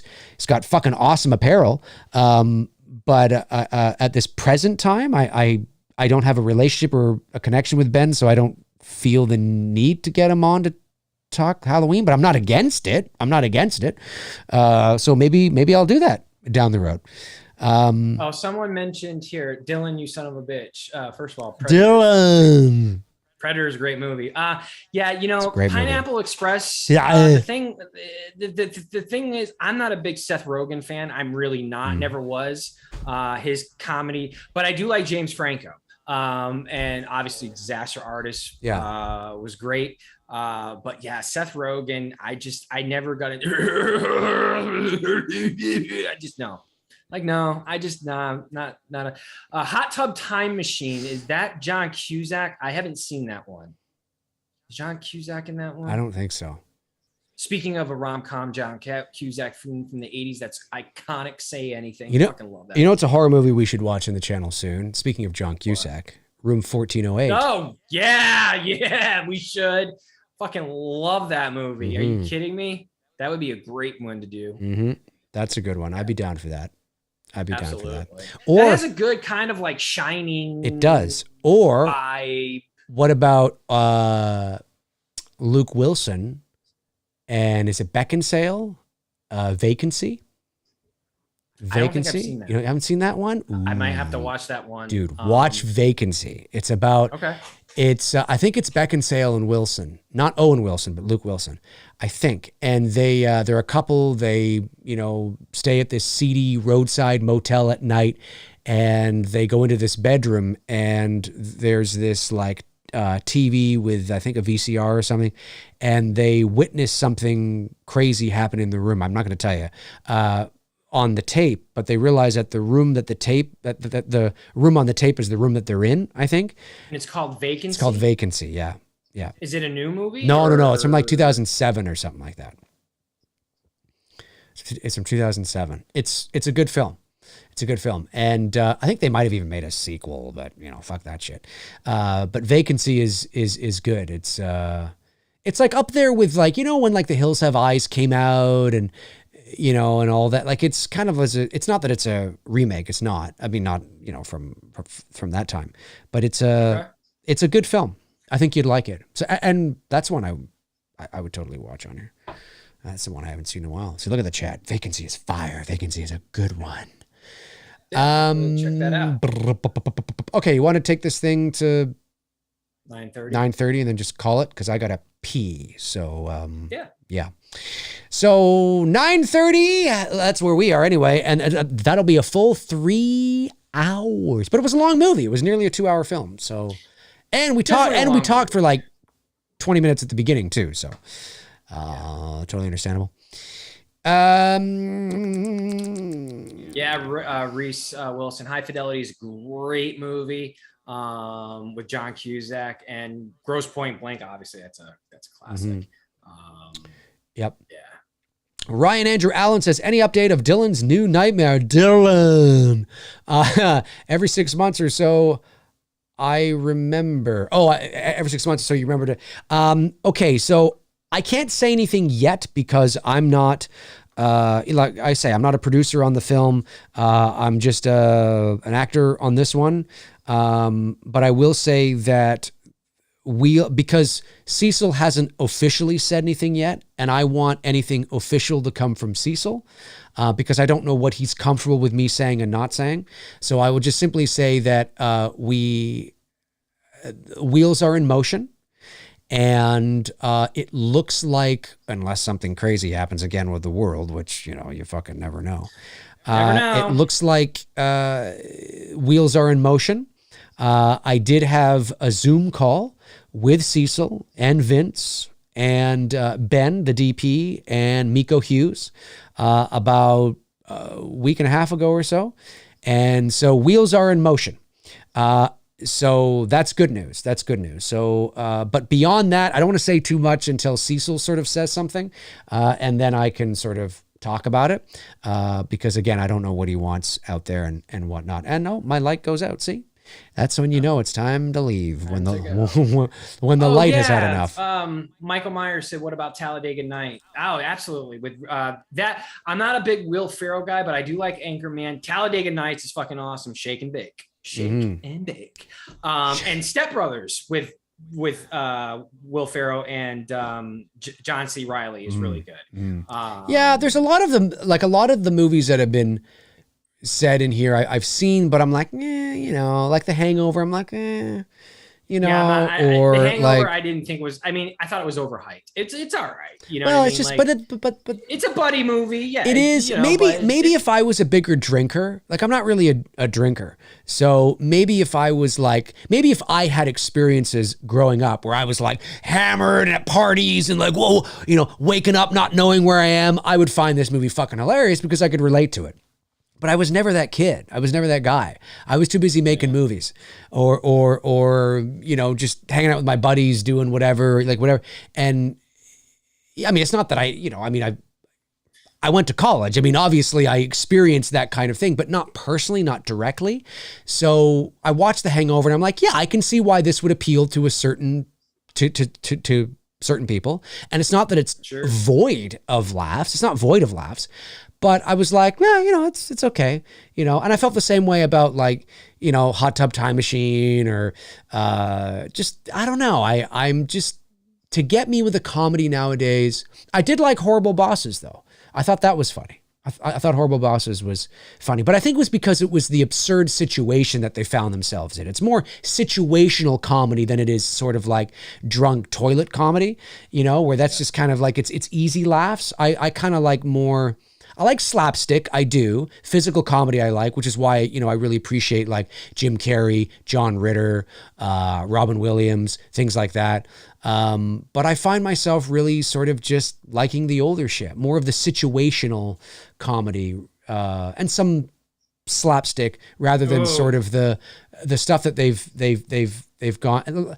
It's like the Parks and Rec or the, you know, like all those shows where it's awkward humor, you know, where it's just like, it's run its course, you know, and all those shows where, you know, you're looking at the camera or, you know, you're pretending to be interviewed or I don't know. I just think, I don't know. I know I'm a party pooper. Brooke, I agree with you. Dazed and Confused is definitely a great one. Actually, a good trilogy to watch, and it's not even really a trilogy, but they kind of go together because they represent each decade very well, is watching in order: Dazed and Confused, Fast Times Ridgemont High, and Mallrats. Oh, okay. Mallrats is funny. Yeah. Mallrats is funny. But I like Kevin Smith's humor, and I like his style. Yeah, it's that witty sarcasm that you and I, absolutely. So, when I'm in a mood to watch Dazed, I usually watch Dazed first, and then I'll watch Fast Times at Ridgemont High, and then I'll conclude it with Mallrats. It's obviously they're not connected, but they're connected in the sense that they represent Dazed represents the 70s very well. Obviously, Fast Times represents the 80s, and then Mallrats definitely represents the 90s, especially at that time. And they're all three of them have a very similar aesthetic film style to them too. You know what I mean? The comedy in them is very, very similar. You know, they each have a boob shot. Because boob shots were very, you always had it in a fucking comedy for whatever reason. I don't know why, but they just managed to squeeze one in. Have you noticed now though, I've watched a couple of movies over the last number of years and I forget what movies they are now. God, I have to go back and look, but maybe you haven't, but I've noticed, maybe the chat room has. There's been some movies I've watched now where, you know, they're full on showing like male dick now, which I'm sure is. Oh yeah, it's definitely which I'm sure is much to the joy of the female audiences. Absolutely. I get it. But I totally get it. But because we come from a certain generation where we're just used to boobs being shown, you know, I forget what last movie I watched where I'm watching it and I'm like, oh, his fucking dick's just right there. And it's no shying away from it. It's just, he's walking down the hall and his dick's just flapping away. And I'm just like, okay. No, that's fine. I mean, I don't care. I just didn't know that I didn't know we had gone there yet. So it's got to be you as a man, you've got to be super confident to be on a set. I think there is a difference between a man showing his thing versus a woman. I think women too, because a little bit, maybe because you don't get criticized. You're not getting criticized as a woman if you're too small. But if you ain't packing anything down there and you're on camera, yeah, you're gonna get ridiculed. That's true. It's just you're gonna get ridiculed. I will say this. I will say this. I think you're correct that most men. I'm not gonna say all. Most men don't care if the woman has big breasts or small. No, we don't. Okay. It doesn't matter. As long if they are attracted to the woman. That being said, that doesn't mean the woman isn't insecure about it. Oh, absolutely. And yes. Because especially in Hollywood, and voluptuous, big boobs, cleavage. I mean, that's what it's all about, right? It's been like that for decades. It will continue to be like that. And not that there aren't attractive women on the smaller side. There are. They're all over the place. But I think for a woman, if they are smaller, to be naked on camera or whatever, or topless on camera, I still think that might somewhere in her take a bit, to get comfortable. Whereas if she's more, voluptuous up top, she might have more confidence because she's like, oh, check these suckers out. You know what I mean? And so, yeah, but I get what you're saying. I do get what you're saying. I forget what movie that was though, but somebody said, I think it was Aaron Click that said Office Space from 99. That's a good movie. That's funny. That is. Office Space is good. But again, like that's that situational, like I like that kind of stuff. I'm not a big fan of I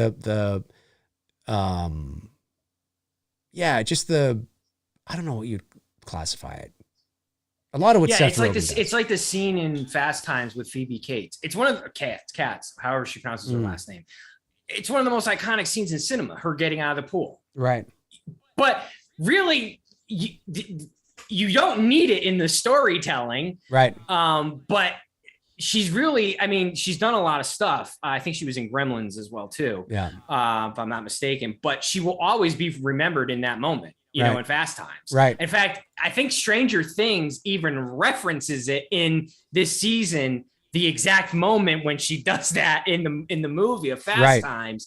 That the minute marker that Steve and Robin are talking about in Fast Times, that is the exact minute marker of when she takes off her top in Fast Times, which is an iconic scene. Right. But back in the day in the 80s and 90s with comedies like that, you were always getting that, the boob shot. Yep. It was coming at some point. And why, I don't know. I don't know if it was for the director's amusement or what. Obviously as a man, I obviously enjoyed it, but for whatever reason, they were in there.